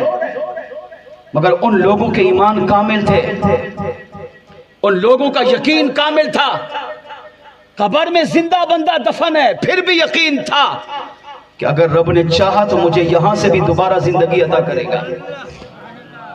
آج کے بندے کو ڈالو تو وہ کہے گا نہیں، میں باہر آ ہی نہیں سکتا، مر جاؤں گا وہاں. مگر ان لوگوں کو اس بات پہ یقین تھا کہ قبر میں بھی اگر لوگ ہمیں زندہ ڈال دیں اور رب پر ہمیں کامل بھروسہ ہو تو اللہ ان منی مٹی تلے سے بھی ہمیں اٹھا کر دوبارہ زندگی عطا کرے گا. اب کیا کیا؟ ناصر الدین رحمت اللہ علیہ فرماتے ہیں مجھے اور کچھ سمجھ میں نہیں آیا کہ میں کیا کروں. تو میں نے ایک روایت علماء سے سنی ہوئی تھی، وہ یہ کہ جو شخص 40 مرتبہ سورہ یاسین کی تلاوت کرے تو اللہ کریم چاہے وہ کتنی ہی بڑی مشکل میں ہو، 40 کا عدد پورا ہونے سے پہلے ہی اس کی مشکل کو دور فرما دیتا ہے. اب ہم کسی کو یہ وظیفہ بولیں گے 40 مرتبہ، وہ بھی سورہ یاسین اتنی بڑی ایک پاؤ کی. ہمارا ایمان کمزور، نظریہ کمزور، بھروسہ یقین کمزور، مگر ان کا کامل تھا. کہ یہ روایت میرے ذہن میں آئی. کیوں آئی؟ یہ بھی کیوں آئی؟ کیونکہ قرآن سے محبت تھی، قرآن سے پیار تھا، قرآن کو پڑھتے تھے. وہاں دفن ہے جہاں سے کوئی آ نہیں سکتا، مگر وہاں بھی قرآن پر یقین تھا، اپنے نبی کے فرمان پر یقین تھا. کیا کیا آپ نے؟ فرمایا میں اٹھ کے بیٹھا، میں نے کہا کوئی نہیں بچائے گا تو اب یہی حل ہے، میں رب کا قرآن پڑھتا ہوں. یہ روایت جب ذہن میں آئی کہ 40 مرتبہ پڑھے سورہ یاسین تو عدد پورا نہیں ہوگا، ایک دفعہ میں بھی ہو سکتا ہے، 2 دفعہ میں بھی ہو سکتا ہے، 40 سے پہلے اللہ اسے اس مصیبت سے نجات دے دے گا. کہا مجھے یقین تھا تو میں نے قبر میں بیٹھے قرآن شروع کیا. اب جب میں نے قرآن پڑھا تو کیا گھبراہٹ، کیا خوف، کیا ڈر، کچھ بھی نہیں. بس قرآن کی محبت میں ڈوب گیا. قرآن پڑھ رہا ہوں، لوگ زمین پر میرا سوگ منا رہے ہیں، میرے گھر والے رو رہے ہیں، تعزیت کے لیے آ رہے ہیں، ہاں کھانے تیار ہو رہے ہیں کہ فلاں اتنے بڑے امام تھے چلے گئے، وہ اس کی تیاری کر رہے ہیں، مگر میں قبر میں بیٹھے قرآن پڑھ رہا ہوں. 1 دفعہ 2 دفعہ 3 دفعہ 4 دفعہ، رات کا وقت تھا. فرماتے ہیں میں نے 39 دفعہ 38 دفعہ قرآن سورہ یاسین مکمل کی. جب 39ویں مرتبہ میں سورہ یاسین پڑھنے لگا تو ایسا لگا جیسے کوئی اوپر آیا ہے. کون تھا اوپر آنے والا؟ کفن چور. جو اس زمانے میں بہت بڑا کفن چور تھا، قبریں کھول کر کفن نکالتا اور جا کر بازار بیچ کر اس سے پیسے لیتا، اپنا اور بیوی بچوں کا پیٹ بالتا، بولتا یہ میری روزی ہے. جیسے آج کا مسلمان کہتا ہے جا رہا ہو تو راستے میں 5000 کا نوٹ پڑا ہو تو اٹھا لے گا، پہلے ادھر ادھر دیکھے گا کوئی دیکھ تو نہیں رہا، پھر اٹھا کر آرام سے چپکے سے جیب میں ڈالے گا، پھر گھر جا کر خوش ہوگا کہ آج تو میرے رب نے چھت پھاڑ کر روزی دی ہے، آج تو مجھے اڈے پہ جانے کی، کمانے کی، ریڈی لگانے کی ضرورت نہیں، کیونکہ آج تو گھر بیٹھے ہی مل گئی. یہ ہمارا ذہن ہے. جبکہ یہ 5000 کا نوٹ اٹھا کر یہ مصیبت میں پھنس گیا. اب اس پر واجب ہے کہ اس کے مالک کو ڈھونڈ کر 5000 اس تک پہنچائے. کھا نہیں سکتا مگر ہم بولے نہیں یہ تو ہماری روزی ہے. تو وہ کفن چور بھی بولتا تھا یہ میری روزی ہے. اب فرماتے ہیں کہ میں 39 دفعہ جب یاسین پڑھنے لگا تو کفن چور میری قبر پہ پہنچا. اب اس نے قبر کی کھدائی شروع کی، اب مٹی ہٹا رہا ہے، میں پڑھتا رہا. جب کافی مٹی اس نے ہٹا لی تو میں نے کہا کہ اب میں آہستہ پڑھوں کہ ایسا نہ ہو کہ میری آواز سن کر یہ مٹی چھوڑ کر بھاگے اور میں یہی کہ یہی رہوں. 39 دفعہ مکمل کی. اب جب 40واں عدد آیا تو میں نے بالکل آہستہ آواز میں سورہ یاسین کی تلاوت کی. کیا ایمان تھا، یقین کریں. آرام آرام سے پڑھتا رہا. سورہ یاسین 40 کا عدد میں نے پورا کیا اور کفن چور ساری مٹی ہٹانے میں کامیاب ہو گیا. اب اس نے سیل ہٹائی تو جیسے سیل ہٹائی تو میں باہر نکلا. ہمارے ساتھ ایسا ہو تو کیا ہوگا ہر ایک سمجھ سکتا ہے. ناصر الدین علی رحمہ فرماتے سیل ہٹائی تو میں نکلا قبر سے. اب اس نے مجھے دیکھا تو برداشت نہیں کر پایا، اٹیک ہوا اور وہیں انتقال کر گیا. اب اسی قبر میں میں نے اس کو اتارا کہ چلو اب رات کو کون آئے گا تجھے غسل دے کفن پہنائے تیری نماز جنازہ پڑھے، تو میں نے ہی اسے وہی اپنا کفن اسے پہنایا اور وہی اس کی نماز جنازہ پڑھی اور اسی قبر میں اسے اتار کر قبر بند کر کے واپس آیا۔ اب رات کا وقت ہے، فرماتے ہیں کہ اب میں نے سوچا لوگوں کو کیسے یقین دلاؤں کہ میں زندہ ہوں۔ اگر میں لوگوں کے سامنے جاؤں گا تو لوگ بولیں گے مردہ آ گیا، اور پورے محلے میں پوری گلی میں شور مچ جائے گا، لوگ مذاق اڑائیں گے، لوگ مجھ سے ڈریں گے، بچے خوف کھائیں گے کہ ایک بندے کو آج ہم نے دفن کیا وہ دوبارہ زندہ ہو کر کیسے آ گیا ہے۔ تو آپ فرماتے ہیں کہ رات کا میں نے انتظار کیا، جب رات کا ایک پہر گزر گیا اب میں قبرستان سے اپنے علاقے میں آیا، اپنے محلے پہنچا اور میں نے لوگوں کے دروازوں پر جا کر دستک دے کر پہلے آواز دی، لوگوں میں ناصر الدین ہوں، مجھے مردہ مت سمجھنا، میں زندہ تھا، مجھ پر سکتہ داری تھا، تم نے مجھے مردہ سمجھ کر قبر میں اتارا، لیکن باہر نکلو دیکھو میرے کریم رب نے مجھے پھر سے زندگی عطا فرمائی۔ مگر رات کے سناٹے کی وجہ سے کوئی بھی نہیں آیا، یہ سوچ کر کہ وہ مردہ ہو اور ہمیں نقصان نہ پہنچائے، مگر میں نے اپنا کام پورا کیا، ہر گھر پر جا کر دروازے پہ دستک دے کر لوگوں کو بتایا میں ناصر الدین ہوں، زندہ ہوں، مجھے جب دیکھو تو مردہ مت سمجھنا، گھبرانا نہیں، کہیں میری وجہ سے تمہارا انتقال نہ ہو جائے، ہارٹ اٹیک نہ ہو جائے۔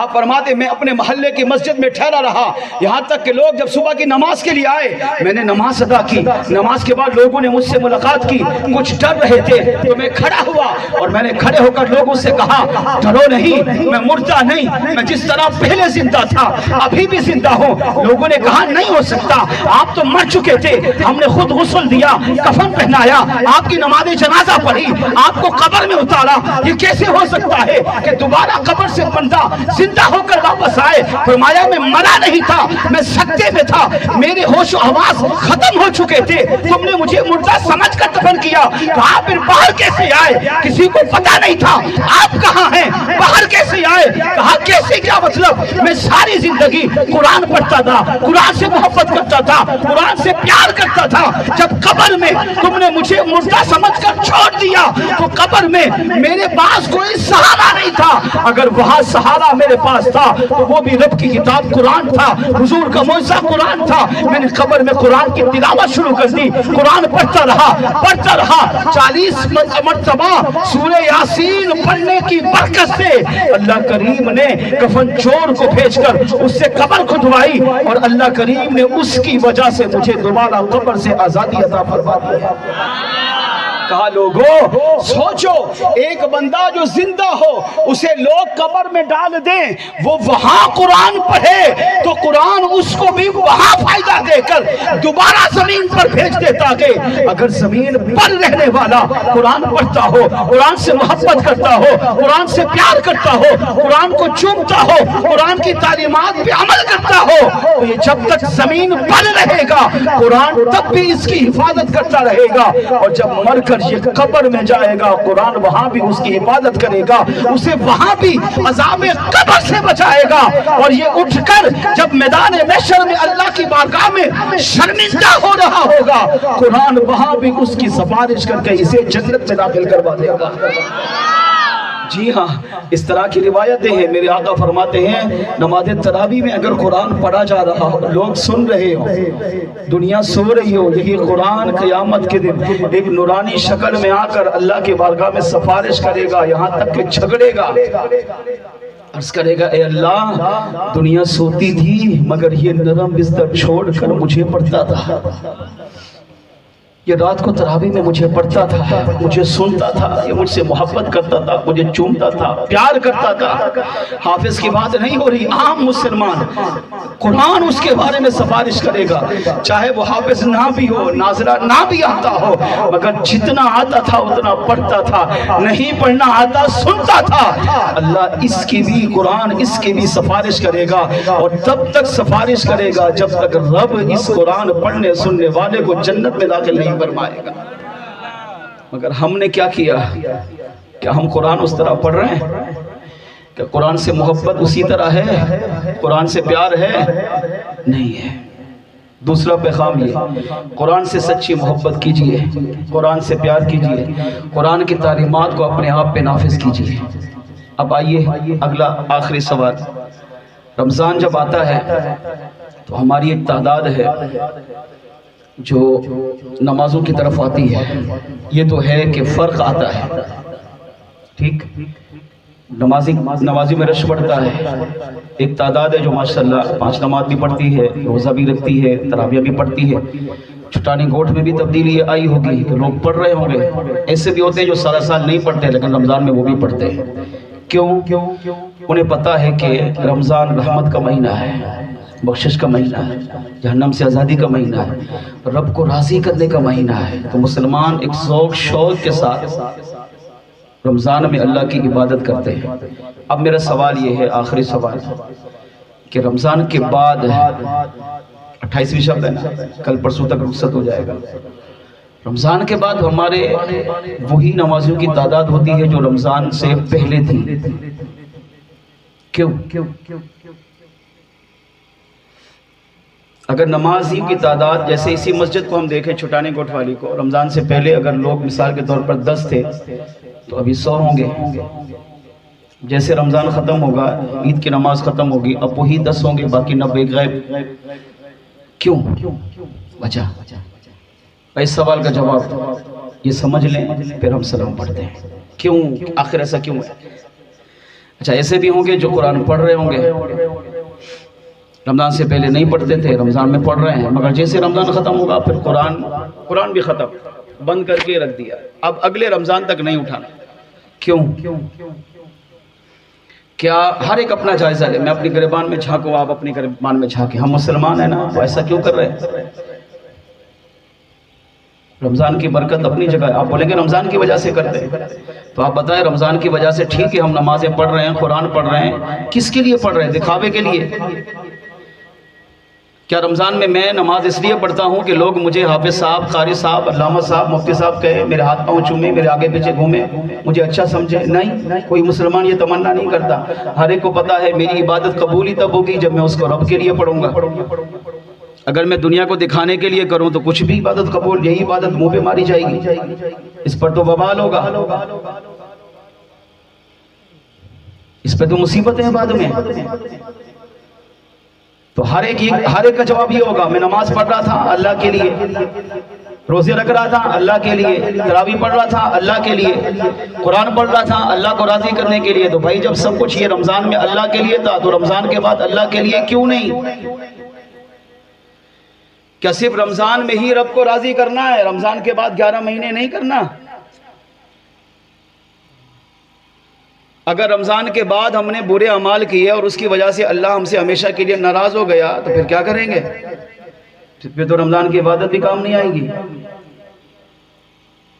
جب مسلمان کا یہ نظریہ ہے، عقیدہ ہے کہ میں نے رمضان میں رب کو راضی کرنا ہے، تو بھائی تو رمضان کے بعد بھی تو راضی کر۔ وہ جس طرح رمضان میں ہمارا خالق و مالک ہے، رمضان کے بعد بھی تو ہے۔ تو پھر ہم نے یہ ڈبل رویہ کیوں اپنایا ہوا ہے کہ رمضان میں سب کچھ ہو رہا ہے، رمضان کے بعد سب کچھ ختم؟ کیا وہ رب رمضان میں رزق دیتا ہے، رمضان کے بعد نہیں دیتا؟ کیا وہ رمضان میں شفا دیتا ہے، رمضان کے بعد نہیں دیتا؟ کیا وہ رمضان میں روزی دیتا ہے، بعد میں نہیں دیتا؟ جب وہ مرتے دم تک اپنے بندے کو دیکھ رہا ہے، سن رہا ہے، اس کو پال رہا ہے، اس کی پرورش کر رہا ہے، اس کی حفاظت کر رہا ہے، اسے زمینی آسمانی آفات و بلیات میں رمضان میں بچا رہا ہے، تو وہ تو رمضان کے بعد بھی بچاتا ہے۔ تو جب رب کی کرم نوازیاں رمضان کے بعد بھی ہیں تو پھر ہم نے رمضان میں رب کو راضی کیا، رمضان کے بعد کیوں چھوڑا؟ اس کا جواب ڈھونڈیں کہاں ہے؟ اس کا ایک جواب علماء نے یہ دیا کہ اگر مسلمان کو رب سے سچی محبت ہو جائے، سچی محبت، تو مسلمان پھر وہ رمضان کو نہیں دیکھے گا، رمضان ہو نہ ہو اس کا لمحہ لمحہ رب کی عبادت میں گزرے گا۔ جی ہاں، پھر وہ رمضان کا محتاج رہے گا ہی نہیں۔ پھر اگر اس کی کبھی نماز چھوٹ گئی نا، جماعت چھوٹ گئی، تو وہ بے قرار بے چین ہو جائے گا، ایسے تڑپے گا جیسے مچھلی پانی سے نکل کر تڑپتی ہے۔ مچھلی کو جب تک اندر نہیں ڈالو نا تب تک اسے چین نہیں آئے گا، وہ تڑپ تڑپ کر مر جائے گی۔ پھر اس مسلمان کا حال اس طرح ہو جاتا ہے، کس کا؟ جس کو رب سے سچی محبت ہو، اس کا حال یہ ہو جاتا ہے کہ پھر وہ بھی مسجد سے جب باہر نکلتا ہے تو تڑپتا ہے، مچلتا ہے، بھلے وہ دکان پہ بیٹھا ہو، کاروبار کر رہا ہو، کھیتی باڑی کر رہا ہو، اس کی پوری توجہ مسجد کی اذان کی طرف کہ اذان کا بلاوا آئے اور میں سب کو چھوڑ کر اپنے رب کی بارگاہ میں حاضر ہو جاؤں۔ یہ کب ہوگا؟ جب رب کی محبت دل میں ہوگی۔ جی ہاں، رب کی محبت یہ چھوٹی بات نہیں ہے۔ اللہ کے نبی رب سے رب کی محبت مانگتے تھے۔ اب میرا آپ سے سوال ہے، کیا نبی رب سے محبت نہیں کرتا؟ اگر نبی محبت نہیں کرتا تو پھر محبت کرتا کون ہے؟ سب سے زیادہ انسانوں میں اللہ کے قریب کون؟ انبیاء۔ مگر بعض انبیاء ایسے گزرے جو دعا مانگتے تھے باقاعدہ اہتمام کے ساتھ، اے اللہ ہمیں اپنی محبت دے۔ کیوں؟ کیونکہ وہ انبیاء جانتے تھے کہ اگر رب کی محبت بندے کو مل جائے تو بندہ کبھی بھی رب کی عبادت سے جی نہیں چرائے گا، بندہ کبھی رب کی عبادت سے منہ نہیں پھیر سکتا۔ رب کی محبت انسان کو سچی مل جائے تو انسان کبھی بھی رب کے در کو چھوڑ نہیں سکتا، وہ تڑپے گا، مچلے گا اور فوراً رب کے دربار میں حاضر ہوگا۔ میرے آقا صلی اللہ تعالیٰ علیہ وسلم سیدنا ابو درداء رضی اللہ تعالیٰ عنہ حدیث کے راوی، میرے آقا علیہ السلام نے ارشاد فرمایا، اللہ کے نبی داؤد علیہ السلام اللہ کی بارگاہ میں یہ دعا مانگتے تھے، ایک بار نہیں، عادت تھی، اللہم انی اسألک حبک، اے اللہ میں تجھ سے تیری محبت کا سوال کرتا ہوں۔ کون؟ داؤد علیہ السلام۔ کون ہیں؟ اللہ کے نبی جو سب سے زیادہ رب کے قریب ہے، جن کا مقام و مرتبہ اللہ کے ہاں سب سے بلند و بالا ہے، وہ نبی جو کائنات میں سب سے افضل والا ہے، وہ نبی جو سب سے سچی محبت اپنے رب سے کرتا ہے، مگر وہ بھی دعا مانگ رہے ہیں، اللہم انی اسألک حبک، اے اللہ میں تجھ سے تیری محبت کا سوال کرتا ہوں۔ اور کون سکھا رہے ہیں؟ میرے اور آپ کے آقا۔ پھر عرض کیا وحب نبی جی کا، اے اللہ میں تجھ سے تیرے محبوب کی محبت کا سوال کرتا ہوں۔ وحب من یحبک، اور اے اللہ میں تیرے اس ہر بندے کی محبت کا سوال کرتا ہوں جو تجھ سے محبت کرتا ہے۔ اپنی محبت بھی دے، پہلا۔ نمبر دو، اپنے محبوب کی محبت بھی عطا کر۔ نمبر تین، اپنے بندوں میں سے ہر اس بندے کی محبت مجھے دے جس سے تو محبت کرتا ہے۔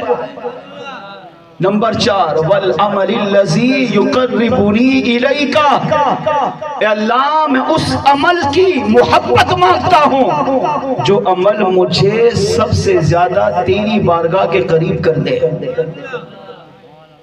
رب سے اللہ کی محبت مانگ رہے ہیں، حالانکہ محبت کر رہے تھے۔ رب سے حضور کی محبت مانگی، حالانکہ انبیاء حضور سے محبت کرتے تھے۔ رب سے ہر اس محبوب بندے کی محبت مانگ رہے ہیں جس سے اللہ خود محبت فرماتا ہے، اولیاء کی محبت۔ نمبر چار، عرض کیا اللہ ہر اس عمل کی محبت مجھے دے کہ میں وہ عمل کروں تو وہ عمل مجھے تیرے قریب کر دے، چاہے وہ نماز ہو، چاہے وہ روزہ ہو، چاہے وہ تیری لاریب کتاب ہو، چاہے وہ درود پاک ہو، چاہے وہ استغفار ہو، چاہے وہ کوئی بھی نیکی ہو، ہر وہ نیکی مجھے دے کہ جو نیکی میں کروں تو تو اس سے راضی ہو جائے، تو خوش ہو جائے۔ اس سے پتہ چلا، یہ حدیث میرے آقا صلی اللہ علیہ وسلم نے صحابہ کے سامنے بیان کی، فرمایا صحابہ اللہ سے اللہ کی محبت مانگو، جس کو رب کی محبت مل جاتی ہے پھر اسے دنیا کی کوئی حاجت نہیں رہتی، وہ دنیا سے بے نیاز ہو جاتا ہے کیونکہ وہ ہر وقت اپنے رب کی محبت میں ہی غرق رہتا ہے۔ آج ہمارے پاس ہماری جو بدعمالی کی وجہ وہ رب کی کامل محبت کا نہ ہونا ہے۔ جی ہاں، اگر کوئی نہیں بھی مانے بھلے نہیں مانے، حقیقت یہی ہے۔ اگر رب سے کامل محبت ہوتی نا تو جب ہم رمضان میں نماز پڑھ رہے ہیں تو رمضان کے بعد بھی پڑھتے ہیں۔ رب سے کامل محبت ہوتی تو جب رمضان میں روزے رکھ رہے ہیں تو رمضان کے بعد بھی رکھتے۔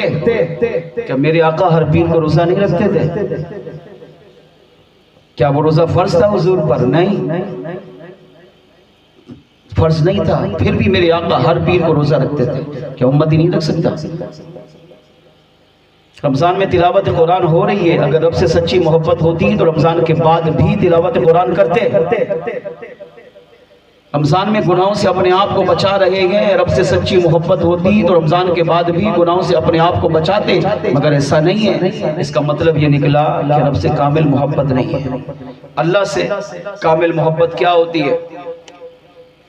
محبت سچی کسے کہتے ہیں؟ اور جب انسان سچی محبت کرنے والا بن جائے تو اللہ اسے پھر کیا عطا کرتا ہے؟ اس بات کو اس حکایت سے سمجھیے. روض الریاحین میں اور درۃ الناصحین میں یہ روایت موجود ہے. اللہ تعالیٰ کے ایک ولی سیدنا مالک بن دینار رحمت اللہ تعالیٰ علیہ فرماتے ہیں، میں حج کے ارادے سے اپنے گھر سے نکلا. ہمارا ایک قافلہ تھا جو حج کرنے کے لیے چلا. اس قافلے میں ایک نوجوان تھا. نوجوان بڑی توجہ سے سنیں. آج کل کا نوجوان کیا کر رہا ہے ہر ایک کو پتا ہے، مگر وہ نوجوان کیسا تھا سنیے. اور کامل محبت کیا ہے اس بات کو آج سمجھتے ہیں.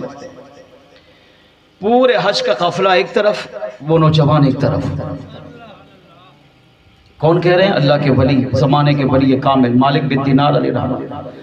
فرماتے ہیں کہ وہ ہر وقت غمزدہ، خوفزدہ اور خاموش اور لوگوں سے الگ تھلگ رہتا. چلتا تو سب سے الگ ہو کر، بیٹھتا قافلہ رکتا تو سب سے الگ تھلگ. لوگ کھانا کھا رہے ہوتے تو وہ نہیں کھاتا. تو آپ فرماتے ہیں کہ اس کی ظاہری کیفیت مجھے بڑی عجیب لگی. تو میں اس نوجوان کے پاس چلا گیا. میں نے جا کے سلام کیا. اس نے وعلیکم السلام جواب دیا. اب میں نے اس سے سوال کیے. اب اس نے جواب کیسے دیے؟ دل سے ایمان افروز حکایت سنیے. میں نے اس سے پوچھا کہاں سے آئے ہو؟ کہا، جواب دیا من اللہ، اللہ کی طرف سے آیا ہوں. ہم پوچھیں گے کہاں سے آئے ہو؟ کیا مطلب بھائی؟ کہاں سے؟ کون سے ملک سے؟ کون سے شہر سے؟ کون سے علاقے سے آئے ہو؟ یہ مطلب ہوتا ہے. آپ کا بھی یہی مطلب تھا کہ کہاں سے تعلق رکھتے ہو؟ کیا جواب دیا؟ من اللہ، اللہ کی طرف سے آیا ہوں. تو اس کے جواب میں مجھے اور حیران کیا. میں نے پھر پوچھا کہاں کا ارادہ ہے؟ این ترید، کہاں جا رہے ہو؟ حالانکہ پتا تھا حج کے لیے جا رہے ہیں. تو کیا جواب دیا؟ عند اللہ، اللہ کی بارگاہ میں جا رہا ہوں. کہاں سے آیا ہوں؟ اللہ کی طرف سے. کہاں جا رہے ہو؟ اللہ کے پاس. مجھے دوسرے جواب نے اور حیران کر دیا. میں نے تیسرا سوال کیا. اچھا، میں نے کہا تمہارا زادے راہ، سامان، سفر، اخراجات، کپڑے، پیسہ، کھانے پینے کا سامان تمہارے پاس کچھ بھی نہیں ہے، تو بالکل خالی ہاتھ ہو. تمہارا توشہ کہاں ہے؟ کیونکہ پیدل سفر ہے تو کئی مہینے لگیں گے. آج کے دور کا تو نہیں جہاز میں بیٹھو 2 گھنٹے میں وہاں. کئی مہینے لگیں گے. بھائی انسان ہو تو کھائے گو پیو گے. تمہارا سامان کہاں ہے؟ سفر کہاں ہے؟ اخراجات کہاں ہیں تمہارے؟ تو کیا جواب دیا؟ جس رب کی بارگاہ میں جا رہا ہوں وہی رب میرے لیے کافی ہے. مجھے سامان کی ضرورت، سامان کی حاجت نہیں ہے. اب تیسرے جواب نے مجھے اور حیران کیا. میں نے پھر چوتھا سوال کیا. میں نے کہا بھائی یہ طویل سفر ہے، یہ 2 گھنٹے میں نہیں ہے، یہ مہینے لگیں گے. ہم وہاں پہنچیں گے تو کچھ نہ کچھ تو اپنے ساتھ لیتے تاکہ یہ سفر گزارنا آسان ہو اور ہم وہاں مکہ تجربہ پہنچ سکیں، مدینہ تجربہ پہنچ سکیں، حج کے ارکان ادا کر سکیں. کچھ تو ساتھ ہو. نوجوان نے کہا گھر سے نکلنے سے پہلے، آپ پریشان نہ ہو، گھر سے نکلنے سے پہلے میں نے کچھ سامان اپنے ساتھ لے لیا تھا، وہ میرے لیے کافی ہے. یہ مجھے اور حیران کر دیا. اس کے پاس کچھ بھی نہیں ہے، کہتا ہے میں نے کچھ سامان لیا ہے. میں نے 5واں سوال کیا. میں نے کہا وہ کیا ہے؟ کیا لیا اپنے ساتھ؟ کہتے میں نے 5 حروف ساتھ لیے. الف با تا سا. رکتا جی 5 حروف ساتھ لیے، بس یہی میرے لیے کافی ہے. مجھے اور حیران کی ہوئی. 5 حروف لے کر جا رہا ہے مدینے، مکے. میں نے کہا اچھا بھائی وہ 5 حروف کون سے ہیں؟ ایمان دیکھو، ایمان. ہاں چھوٹی بات نہیں ہے، ایمان تھا اس کا، رب سے محبت کامل تھی. ہمیں بھی عجیب لگ رہا ہے سوال جواب، مگر اس کی یاد دیکھو. آپ فرماتے میں نے اس سے پوچھا وہ 5 حروف کون سے ہیں؟ کہا جب میں گھر سے چلا تو میں نے یہ 5 حروف لیے، کاف ہا یا عین صاد. کاف ہا یا عین صاد، بس یہ 5 حروف گھر سے لیے، پڑھے اور چل پڑا. تو میں نے اس سے پوچھا بھائی کاف ہا یا عین صاد کیا مطلب اس کا؟ حروف تہجی ہیں، حروف مقطعات ہیں، اس کا تو معنی ہی نہیں، ترجمہ بھی نہیں لکھا ہوتا. اس کی حقیقی مراد رب جانتا ہے یا اس کے بتانے سے مصطفیٰ جان رحمت جانتے ہیں. مگر اس نوجوان نے کیا جواب دیا؟ کہا مالک بن دینار کاف ہا یا عین صاد اس کا معنی آپ کو نہیں پتا؟ میں نے کہا بھائی بتاؤ. کہا میں بتاتا ہوں اس کا معنی کیا ہے. کاف کا مطلب کافی، کافی کا معنی کفایت کرنے والا. تو میرے لیے میرا رب کافی ہے. ہا کا مطلب ہادی، ہادی کا معنی ہدایت دینے والا. مجھے ہدایت دینے کے لیے میرا رب کافی ہے، مجھے کسی اور کی ہدایت، کسی اور کی رہنمائی کی ضرورت نہیں. وہی مجھے رہنمائی کرے گا، ہدایت دے گا اور میں مکہ مدینے پہنچوں گا. یا وہ کہتے ہیں یا کا مطلب پناہ دینے والا. جب میرے رب نے مجھے پناہ دے دی تو مجھے کسی اور پناہ کی حاجت ہی نہیں. عین، عین کا مطلب عالم، عالم کا معنی جاننے والا. جب میرا رب میرے حال کو جانتا ہے تو جب وہ جانتا ہے تو آگے مشکلیں بھی وہی حل کرے گا. اسے سب پتا ہے میرے اندر کیا ہے. سواد، سواد کا معنی صادق، صادق کا معنی سچا. جب میرا رب سچا، اس کا کلام سچا، اس کا ایک ایک حرف سچا، بدل نہیں سکتا. تو اس نے کہا مالک بن دینار کاف کافی، میری کفایت کرنے والا میرا رب. ہا کا مطلب ہادی، مجھے ہدایت دینے والا میرا رب. یا کا مطلب پناہ دینے والا میرا رب. عین کا مطلب عالم، میرے حال کو جاننے والا میرا رب. اور صاد کا مطلب صادق، سچا. اور میرا رب کا ہر کلام، ہر جملہ سچا ہے. تو جس بندے کے پاس یہ 5 چیزیں ہوں، اللہ کی 5 صفات اس کے پاس ہو، تو اسے پھر دنیا کے مال و متاع کی حاجت نہیں رہتی، کیونکہ اس کا اپنے رب پر کامل بھروسہ ہوتا ہے. مالک بن دینار فرماتے مجھے اور حیرانگی ہوئی. شام کا وقت ہوا، اب وہ نوجوان ہم سے الگ ہو گیا. اب اس نے آسمان کی طرف نگاہ اٹھائی اور دعا مانگی. اب دعا کیسی لاجواب، بے مثال، با کمال تھی. عرض کیا اے اللہ، تیرا بندہ جب کوئی نیکی کرتا ہے تو اس سے خوش ہوتا ہے. تیرا بندہ جب تیری نافرمانی کرتا ہے تو اس سے ناراض ہوتا ہے. اور تیرے بندے کی نافرمانی تجھے کبھی بھی نقصان نہیں پہنچاتی. اب پھر اپنے بارے میں آئے، اے اللہ مجھے ان اعمال کی توفیق دے جو میں کروں تو تو خوش ہو. وہ اعمال مجھے کرنے والا بنا کہ جب میں وہ اعمال کروں تو تو راضی ہو، تیرا قرب ملے، تیری محبت ملے، تیرا پیار ملے. اور ان اعمال سے مجھے بچا کہ جو میں کروں اور تو ناراض ہو. میرے اعمال، بدعمالیاں یہ تجھے نقصان نہیں پہنچا سکتی. تو جب میری بدکرداریاں تجھے نقصان نہیں پہنچا سکتی تو اے اللہ پھر تو مجھے معاف کر دے. کیا کبھی ہم نے یہ دعا مانگی؟ اس طرف ہم نے اپنا ذہن بنایا. المختصر مالک بن دینار فرماتے مجھے اس کی دعا پر بھی بڑا رشک آیا. المختصر کئی مہینوں کے بعد سفر کرتے کرتے کرتے ہم مکہ پہنچے. مکہ میں وہ شخص غائب ہو گیا. میں نے پورا حج کیا، 5 دن اسے تلاش کیا مگر نہ ملا. میں نے کہا جس کا سفر اتنا انوکھا ہے تو میں اس کو دیکھوں وہ وہاں حج میں کیا کرتا ہے. وہ طواف کرے گا، مینا میں جائے گا، مزدلفہ جائے گا، عرفات جائے گا، صفا مروہ پہ دوڑے گا. اس کی کیفیت، اس کا حال تو دیکھو کیسا ہے. مگر مجھے وہ نظر نہیں آیا. 5 دن تلاش کرنے کے بعد بھی نہ ملا.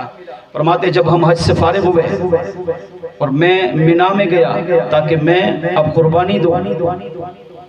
مینا میں جا کے حاجی قربانی دیتا ہے، قربانی دے دی تو اب حج ختم، حج سے فارغ. تو میں قربانی دینے کے لیے وہاں گیا تو لاکھوں لوگ قربانیاں دے رہے تھے، میں بھی اس میں شامل ہو گیا. اب میں قربانی کی لائن میں کھڑا ہوں تو میں نے دیکھا وہی نوجوان ایک کونے میں بیٹھا ہے. اب وہ دیکھ رہا ہے لوگ آ رہے ہیں، جانور دے رہے ہیں، ذبح ہو رہے ہیں، حج سے فارغ ہو رہے ہیں۔ اب وہ شخص بیٹا ہے تو آپ فرماتے میں نے اپنی قربانی چھوڑی اور پھر اس کی طرف چلا گیا۔ اب قریب تھا کہ میں اس کے پاس جاؤں، سلام کروں، حال حوال کروں، میرے پہنچنے سے پہلے اس نے رب سے لو لگائی، عربی میں کچھ اشعار پڑھے، ان اشعار کا ترجمہ سنیے۔ آسمان کی طرف دیکھا، عرض کیا اے اللہ یہ تیرے بندے ہیں جنہوں نے آ کر حج کیا اور حج کے بعد اب تیری بارگاہ میں یہ قربانیاں دے رہے ہیں، اور قربانی کیوں دے رہے ہیں؟ تاکہ یہ بندے تیرے قریب ہو جائیں، انہیں تیری محبت مل جائے، تیرا پیار مل جائے، تو ان سے راضی ہو جائے۔ اب یہ حج کے سارے ارکان سے فارغ ہو کر تیری بارگاہ میں قربانیاں دے رہے ہیں اور تو ان کی قربانیاں قبول کر رہا ہے۔ اے اللہ میں بھی تیرا بندہ ہوں، مگر اس وقت تیری بارگاہ میں قربانی دینے کے لیے میرے پاس کچھ بھی نہیں ہے، نہ میرے پاس اتنے پیسے ہیں کہ میں جانور خرید کر تیری بارگاہ میں قربانی دوں، نہ میرے پاس کوئی ساز و سامان، نہ کوئی مال و اسباب، میں تو کاپ ہا یا عین صاد کا سہارا لے کر یہاں پہنچا۔ تو نے مجھے حج کرا دیا، اب قربانی کی باری ہے، قربانی دوں گا تو حج سے فارغ ہوگا۔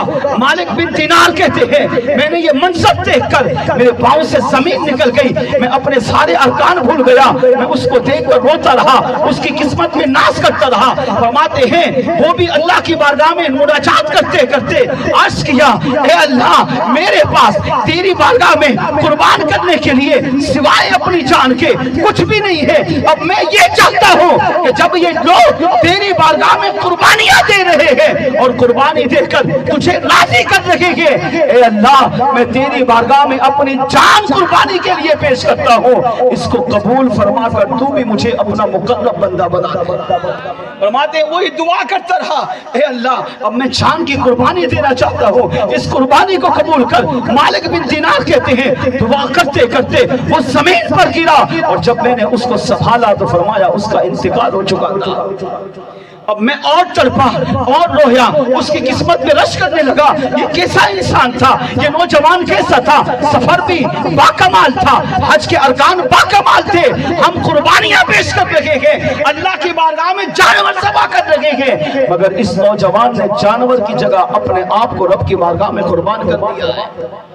آپ فرماتے ہیں ابھی میں سوچ رہا تھا یہ کتنا کمال کا بندہ ہے، فرماتے میں نے خواب کی بات نہیں بیداری کی بات ہے، فرماتے میں نے ہاتھی میں غیبی سے آواز سنی، اللہ کریم کی طرف سے آواز آئی، ارشاد فرمایا اے مالک بن دینار ہمارے اس بندے کو اٹھاؤ، اس کو غسل دو، اس کو کفن پہناؤ، اس کی نماز جنازہ ادا کرو، اسے جا کر مسلمانوں کے قبرستان میں دفن کرو، کیونکہ یہ وہ ہے جو ہم سے سچی محبت کرتا تھا، اور آج اسی سچی محبت کے ثبوت میں اپنے جان کا نذرانہ بھی ہماری بارگاہ میں پیش کر دیا۔ میں عرض کی اشارت فرمایا مالک بن دینار اسے اٹھاؤ، غسل دو، کفن پہناؤ، نماز جنازہ پڑھ کر مسلمانوں کے قبرستان میں دفن کرو، کیونکہ یہ وہ ہے کہ جس کو ہمارے عشق کی تلوار نے موت کے گھاٹ اتار دیا ہے۔ رب سے کامل محبت تھی، دنیا سے لا تعلق تھا، اللہ سے پیار سچا تھا، اللہ کی محبت سچی تھی۔ آپ فرماتے لوگوں اس نوجوان کے واقعے کے اندر اگر مسلمان غور کرے تو اس کے لیے سیکھنے کے لیے بہت کچھ ہے۔ وہ نوجوان رب سے محبت کرتا تھا، پیار کرتا تھا، نمازیں، روزہ، تلاوت قرآن، نیک اعمال، ساری زندگی اللہ کی محبت میں گزار دی، دنیا کے مال و متاع سے کوئی سروکار نہیں رکھا، یہاں تک کہ اپنی جان جب اس نے اللہ کی بارگاہ میں پیش کی تو اللہ نے قبولیت کی سند بھی عطا کی کہ مالک بن دینار اس کو ہماری محبت، ہمارے پیار، ہمارے عشق کی تلوار نے اس کو سر کو کاٹ کر اس کو ہماری بارگاہ میں پیش کر دیا ہے۔ لہٰذا اگر مسلمان اللہ سے سچی محبت کرنے والا بن جائے، اللہ سے پیار سچا کرے تو پھر وہ رمضان کا محتاج نہیں ہوگا، چاہے رمضان ہو یا نہ ہو، مسلمان اپنی ساری زندگی رب کی محبت میں گزارے گا۔ ہاں اگر مسلمان رب کی محبت محبت میں سچا ہو, کامل ہو, تو نماز کی پابندی ہوگی, روزہ بھی رکھے گا, قرآن بھی پڑھے گا. اللہ کی محبت سچی ہو تو اپنے آپ کو گناہوں سے بھی بچائے گا, اور اتنی پاکیزہ زندگی گزار کر زمین پر ہوگا تب بھی شان سے رہے گا, زمین پہ مر کر مٹی میں جائے گا تب بھی مصطفیٰ جان رحمت اپنا اسے دیدار عطا کریں گے, اس کی قبر کو جنت کا باغ بنائیں گے. ہاں, اگر قبر سے اٹھ کر محبت میں سچا ہوگا تو قیامت کے دن اس کی شفاعت کر کے میرے آقا اسے بھی جنت میں داخل فرمائیں گے. اب ہم اور غور کریں, کیا ہم اس محبت میں سچے ہیں, کامل ہیں؟ نہیں. اس کا جواب ہے نہیں. تو کامل بن جائیے. چلو اس نوجوان کی طرح نہ صحیح, اس کے نقش قدم پر تو چل سکتے ہیں. ہمارے نوجوان کا آج وقت موبائل میں, گندگیوں میں, ڈراموں میں, گانوں میں, فلموں میں برباد ہو رہا ہے, مگر اس نوجوان کا وقت رب کی عبادت میں. کیوں؟ اسے کامل محبت نصیب تھی. آخری پیغام آج کی محفل کا یہ, اللہ سے اللہ کی محبت مانگو, اللہ کے حبیب کی سچی محبت مانگو. محبت آپ کرتے ہیں, میں بھی کرتا ہوں, ہر مسلمان کرتا ہے. سچی محبت مانگو جو اللہ کے نبی داؤد علیہ السلام مانگ رہے ہیں. اللہ کے اولیاء کی محبت, صحابہ کی محبت, اہل بیت کی محبت, اللہ کی فضل و کرم سے اللہ نے ہمیں یہ عطا کی, کامل مانگی ہے. اہل سنت و جماعت سے ہمارا تعلق, ہم سنی ہیں, عاشقان رسول ہیں, ہمارے عقائد الحمدللہ 100% گارنٹی کے ساتھ قرآن و حدیث کے مطابق, مگر اعمال میں کمزور, اعمال میں کوتاہی ہے. آج کی یہ محفل کا یہ پیغام ہے, اپنے اعمال کو مضبوط کریں. جب رمضان میں رب کی عبادت ہے تو رمضان کے بعد بھی ہو. یہی سوچ لے کر دعوت اسلامی اس وقت دین اسلام کی خدمت میں مصروف ہے. دعوت اسلامی یہی چاہتی ہے کہ مسلمان اپنا کھویا ہوا وقار دوبارہ حاصل کرے. دعوت اسلامی یہ چاہتی ہے مسلمان جب رمضان میں نماز پڑھتا ہے تو رمضان کے بعد بھی پڑھے. دعوت اسلامی یہ چاہتی ہے مسلمان جب رمضان میں قرآن پڑھتا ہے تو رمضان کے بعد بھی پڑھے. دعوت اسلامی یہ چاہتی ہے مسلمان جب رمضان میں اللہ کے نافرمانی سے اپنے آپ کو بچاتا ہے تو رمضان کے بعد بھی بچائے. دعوت اسلامی چاہتی ہے مسلمان اتنی پاکیزہ صاف ستھری زندگی گزارے کہ جب زمین پر رہے تب بھی شان سے رہے, موت ہو تب بھی شان والی موت ہو. قبر میں جائیں تو مصطفیٰ جان رحمت کی آمد کی برکت سے اس کی قبر جنت کا باغ بن جائے. دعوت اسلامی چاہتی ہے کہ اس کے بعد, اس کے مرنے کے بعد اگر 1500 سال کے بعد بھی قبر کھلے تو اس کی قبر جسم بھی سلامت ہو, کفن بھی سلامت ہو, اس کی قبر سے خوشبو کی لپٹیں آ رہی ہوں, اس کی قبر میں جنت کی ہوائیں چل رہی ہو. دعوت اسلامی یہ چاہتی ہے مسلمان اتنی صاف ستھری زندگی گزارے کہ جب قبر سے اٹھ کر اللہ کی بارگاہ میں حاضر ہو تو کریم رب اس کی آمد سے پہلے اس سے راضی ہو چکا ہو. دعوت اسلامی یہ چاہتی ہے مسلمان اپنے آپ کو ایسا بنا کر جائے کہ قیامت کے دن میرے آقا اسے دیکھ کر خود فرمائے یہ تو میرا عاشق ہے. دعوت اسلامی یہ چاہتی ہے مسلمان اپنے نبی سے اتنا سچا پیار کرے کہ پیارے آقا قیامت کے دن اس کی شفاعت فرما کر اسے جنت میں داخل فرمائے. دعوت اسلامی یہ چاہتی ہے مسلمان اپنے کردار کو سنبھالے, اپنے اعمال کی اصلاح کرے. جس طرح عقائد مضبوط ہیں مسلمان اعمال کو بھی مضبوط کریں. دعوت اسلامی کا ساتھ دیجیے, دعوت اسلامی کے ساتھ اٹھنا بیٹھنا رکھیے, علماء کی صحبت میں رہیں گے, نیک اس طرح کے محفلوں میں آئیں گے, اجتماعات میں آئیں گے. ہر جمعرات کو مغرب کے بعد کراس والی مسجد بیلا کراس دعوت اسلامی کا اجتماع ہوتا ہے, صرف 1 گھنٹہ سوا گھنٹے کا, وہاں آئیے. اس طرح کی محفل میں شرکت کیجیے, مدنی قافلوں میں سفر کیجیے, مدنی انعامات پہ عمل کیجیے. انشاءاللہ آپ دیکھیں گے زندگی بھی شان والی, موت بھی شان والی, قبر میں بھی سکون, آخرت میں بھی سکون ہوگا. دعوت اسلامی کے ساتھ منسلک رہیے. انشاءاللہ دنیا قبر آخرت کی بے شمار برکتیں اللہ ہمیں عطا فرمائے گا. آخری گزارش کہ دعوت اسلامی الحمدللہ دین اسلام کی بہت بڑی خدمت کر رہی ہے. اس وقت کی مثال دوں, تفصیل میں نہیں جاتا, وقت ختم ہو گیا. اس وقت پاکستان میں 1300 سے زائد جگہ پر دعوت اسلامی کے ہاں اعتکاف ہو رہے ہیں. کون سے اعتکاف؟ 1300 سے زائد جگہ پر دعوت اسلامی کے ہاں 10 دن کا اعتکاف ہو رہا ہے. 63 مقامات پر دعوت اسلامی کے ہاں 30 دن کا اعتکاف ہو رہا ہے. اس میں لاکھوں اسلامی بھائی اس وقت اعتکاف میں بیٹھے ہیں. آپ سوچیں 2 وقت کا کھانا, ان کی میڈیکل کی سہولت, ان کو لائٹ کی سہولت فی سبیل اللہ مفت دعوت اسلامی فراہم کر رہی ہے. کیوں؟ کیا ملے گا دعوت اسلامی کو؟ صرف اس لیے کہ اگرچہ ان پر لاکھوں کروڑوں اربوں خربوں روپے خرچ ہو, دعوت اسلامی صرف یہ چاہتی ہے مسلمان اپنے رب سے سچی محبت کرنے والا اور اپنے نبی کا سچا غلام بن جائے. کبھی بھی زندگی میں نہ رب کی توہین کر سکے, نہ اس سے انبیاء کی توہین ہو، نہ صحابہ کی گستاخی ہو، نہ اہل بیت کی گستاخی ہو۔ وہ اللہ کی محبت میں بھی کامل، صحابہ کی محبت میں کامل، اہل بیت کی محبت میں کامل، امام الانبیاء کی محبت میں کامل، علماء کی محبت میں کامل، اولیاء کی محبت میں کامل ہو کر ایک پاکیزہ زندگی گزارے۔ اس لیے دعوت اسلامی اربوں روپے خرچ کر رہی ہے مگر مسلمان سے 1 روپیہ نہیں لے رہی۔ کیوں؟ کہا مقصد یہ کہ بس تیرا رمضان اچھا ہو جائے۔ اب یہ لاکھوں لوگ جو اعتکاف میں بیٹھے ہیں، آپ سوچیں اگر یہ باہر ہوتے تو کتنے گناہ کر رہے ہوتے، کتنی نافرمانیاں کر رہے ہوتے ہیں۔ جبکہ 30 دن جب یہ اعتکاف میں بیٹھے ہیں تو 5 نمازیں ہو رہی ہیں، ٹھیک، روزے ہو رہے ہیں، تراویحیں ساری ہو رہی ہیں، تلاوت قرآن ہو رہے ہیں، درود و سلام پڑھ رہے ہیں، ذکر و اذکار کر رہے ہیں، استغفار کر رہے ہیں، لمحہ لمحہ رب کی عبادت میں گزر رہا ہے، وہ بھی مفت۔ کون کروا رہی ہے؟ آپ کی دعوت اسلامی۔ تو آپ سے گزارش کروں گا کہ رمضان میں مسلمانوں کی ایک تعداد ہے جو اپنی زکوٰۃ بھی نکالتی ہے، فطرہ بھی نکالتی ہے، تو آپ اپنی زکوٰۃ، صدقہ، فطرہ، خیرات، عطیات چھٹانی کوٹ والے ہمارے علامہ کامران اتاری صاحب کے ہاں ضرور جمع کروائیں۔ آپ کی یہ رقم دعوت اسلامی 100% گارنٹی کے ساتھ، 120% گارنٹی کے ساتھ اللہ کی راہ میں خرچ کرتی ہے۔ آپ کی اسی رقم سے دعوت اسلامی مسجد بناتی ہے، اسی سے مدرسہ بناتی ہے، اسی سے بچے نادرہ پڑھتے ہیں، حافظ بنتے ہیں، عالم بنتے ہیں۔ آپ کی یہ رقم نیکی کی راہ میں خرچ ہوتی ہے، اور آپ جب تک زندہ رہیں گے تب بھی ثواب، مر کر قبر میں جائیں گے تب بھی ثواب۔ جب تک یہ نیک اعمال ہوتے رہیں گے اللہ کریم آپ کو مفت کا ثواب قبر میں بھی عطا فرمائے گا۔ یہ سب سے دعوت اسلامی کو مال دینا یہ ایسا ہے جیسے بینک کے اندر اکاؤنٹ کھلوانا، کہ آپ نے اکاؤنٹ کھلوایا اور پیسے جمع کر رہے ہیں تو وہ بڑھتے رہے، بڑھ رہے ہیں نا ہر سال۔ دعوت اسلامی میں مسلمان جو رقم دیتا ہے تو سمجھو اس نے نیکیوں کا اکاؤنٹ کھلوایا ہے، زمین پر ہے تب بھی بڑھ رہا ہے، اور زمین میں ہے تب بھی بڑھ رہا ہے۔ اور اس کی صحیح معنوں میں قدر ابھی ہمیں سمجھ میں نہیں آئے گی، لیکن مرنے کے بعد حقیقی معنوں میں سمجھ میں آئے گی، کیونکہ مولا علی فرماتے ہیں انسان ابھی سو رہا ہے، مرے گا تو اٹھے گا۔ ابھی آنکھیں بند ہیں، مرے گا تو آنکھیں کھلیں گی۔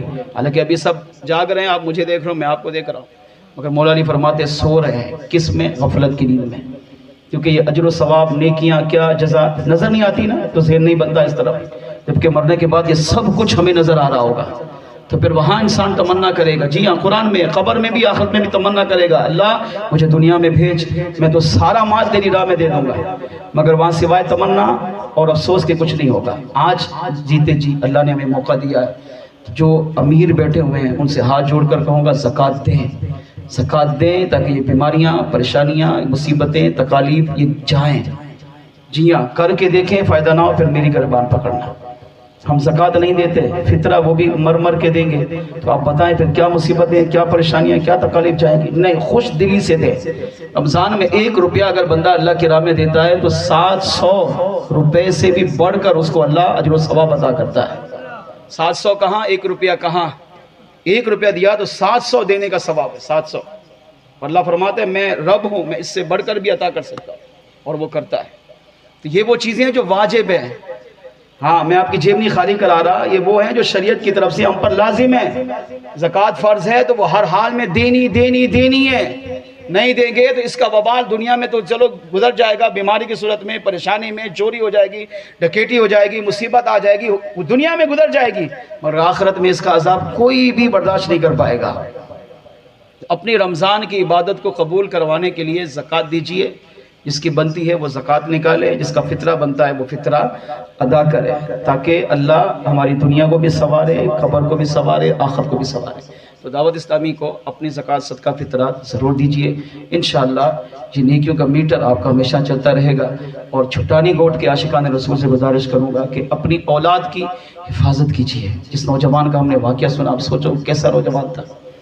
ہماری اولاد کی اگر ہم نے حفاظت نہ کی، ان کی توجہ نہ کی، تو کہیں یہ اولاد گناہوں میں نہ پڑ جائے۔ جن کے پاس موبائل ہے وہ چیک کر کے دیکھو موبائل میں کیا کچھ نہیں بھرا ہوا۔ نوجوان کا موبائل چیک کر کے دیکھیں، لاک کیوں لگے ہوتے ہیں؟ پتہ ہے اندر گند بھرا ہوا ہے۔ ماں دیکھ نہ لے، باپ دیکھ نہ لے، دوست یار دیکھ نہ لے، پکڑ جاؤں گا تو کیا ہوگا؟ سوچیں، دنیا والوں سے چھپا رہے نا، مگر رب سے تو نہیں چھپ سکتا۔ اپنی نسل کی حفاظت کیجیے۔ نسل کی حفاظت کیسے کریں گے؟ بچوں کو ناظرہ قرآن پڑھائیں، حافظ بنائیں، قرآن کی حفاظت کریں، خدا کی قسم قرآن کی حفاظت کریں۔ وقت ختم ہو گیا ہے، میرے آقا ایک دفعہ بیان کرتے کرتے رو پڑے۔ صحابہ نے پوچھا یا رسول اللہ کیوں رو رہے ہیں؟ ارشاد فرمایا میری امت قرآن کو چھوڑ دے گی، ایک صحابی نے عرض کیا آقا نہیں چھوڑے گی، یہ کیسے چھوڑے گی؟ میں اپنے بیٹے کو قرآن پڑھا رہا ہوں، وہ اپنے بیٹے کو پڑھائے گا، وہ اپنے بیٹے کو پڑھائے گا، وہ اپنے بیٹے کو پڑھائے گا، یوں چلتے چلتے یہ تو قیامت تک چلے گا، تو قرآن تو کبھی ختم نہیں ہوگا۔ میرے آقا نے فرمایا لوگ یہ بھی نہیں کریں گے، یہ بھی نہیں کریں گے۔ تم کر رہے ہو نا صحابہ، میری امت میں زمانہ ایسا آئے گا لوگ یہ بھی نہیں کریں گے، نہیں پڑھائیں گے، کہیں گے دنیا سب کچھ ہے قرآن نہیں۔ اب حضور یہ 1500 سال پہلے ہمیں بتا کر گئے، پھر بھی اگر ہم اب نہ سنبھلیں، اپنے آپ کو نہ سدھارے، تو پھر ہم سے بڑا بد نصیب کون ہوگا؟ اپنے بچوں کو قرآن پڑھائیں۔ ہاتھ جوڑ کر عرض کر رہا ہوں، بہت نازک دور چل رہا ہے، اپنے بچوں کی، اپنے نسلوں کی حفاظت کریں، ان کے مستقبل کی حفاظت کریں۔ ان کی مستقبل کی حفاظت کا ذریعہ آپ کو پیسے خرچ نہیں کرنے پڑیں گے، مفت دعوت اسلامی کر رہی ہے۔ بچوں کو دعوت اسلامی کے مدارس میں لائیے، دعوت اسلامی ناظرہ بھی پڑھائے گی، حافظ بھی بنائے گی، عالم بھی بنائے گی، مفتی بھی بنائے گی، دنیاوی تعلیم بھی آپ کو دعوت اسلامی فی سبیل اللہ دے گی۔ آئیے ہمت آپ کر کے دیکھیں، مفت دعوت اسلامی دنیاوی تعلیم بھی سکھا رہی ہے، ناظرہ بھی بنا رہی ہے، حافظ بھی بنا رہی ہے، عالم بھی بنا رہی ہے، مفتی بھی بنا رہی ہے، اور جب بندہ پڑھ کر فارغ ہوتا ہے تو دعوت اسلامی اس کو تنخواہ پر رکھ کر اسے دین کی خدمت کا موقع بھی دیتی ہے۔ چل اپنا بھی پیٹ پال، بیوی بچوں کا بھی پیٹ پال، اس سے بڑھ کر آپ بتائیں دعوت اسلامی اور کیا کریں؟ دین اسلام کی بڑی خدمت کرے، تو اپنی اولاد کو دعوت اسلامی کے مدارس میں لائیے۔ بیلا کراس پر جامعہ موجود ہے، مدرسہ موجود ہے، آپ کو میں یہیں کی چلو دعوت دیتا ہوں، اپنے بچوں کو ناظرہ پڑھانے کے لیے اس مدرسے میں لائیں، حافظ بنانے کے لیے مدرسے میں لائیں، عالم بنانے کے لیے جامعہ میں لائیں۔ انشاءاللہ آپ کے یہی بچے آپ کا مستقبل ہے، ان کا مستقبل سنورے گا، آپ کی آنکھوں کی ٹھنڈک بنیں گے، دل کا قرار بنیں گے، اور یہی بچے ہماری دنیا خبر آخرت کو بھی سنواریں گے۔ ہاں بچہ نیک ہو تو قیامت کے دن وہ بچہ اپنے ماں باپ کی شفاعت کر کے انہیں بھی جنت میں داخل کروائے گا۔ جی ہاں، حافظ قرآن بچہ اپنے گھر والوں میں سے 10 کی شفاعت کرے گا۔ 10 بھی کون ہوں گے؟ جن پر جہنم میں جانا واجب ہو چکا ہوگا، مگر یہ حافظ اللہ کی بارگاہ میں جھگڑے گا نہیں، اللہ میری وجہ سے میرے ان 10 افراد کو بخش، اللہ بخش دے گا۔ عالم 70 افراد کی شفاعت کرے گا۔ چھٹانی گوٹھ والے اگر ایک کو بھی عالم بنانے میں کامیاب ہو جائے، ہاں تو 70 افراد کی تو یہ شفاعت کرے گا، جبکہ وہ جہنم میں جانے کے لائق ہوں گے، مگر یہ عالم کہے گا نہیں مولا انہوں نے میرے ساتھ تعاون کیا تھا۔ عالم کو پانی پلانے والا، وضو کرانے والا بخشا جائے گا بھائی، تو جو تعاون کرے، مالی تعاون کرے، اس کا سہارا بنے، اس کی دیکھ بھال کرے، اس کو پڑھا لکھا کر اوپر تک لے جائے، تو کیا اس کی بخشش نہیں ہوگی؟ جب وضو کرانے والا بخشا جائے گا تو تعاون کرنے والا بھی بخشا جائے گا۔ تو اپنے بچوں کو ناظرہ حافظ بنائیے، یہاں لے کر آئیے، اللہ کریم ہمیں عمل کی توفیق عطا فرمائے۔ بیان میں غلطی کوتاہی ہو گئی ہو تو اللہ کریم مجھے معاف فرمائے۔ وآخر دعوانا ان الحمدللہ رب العالمین۔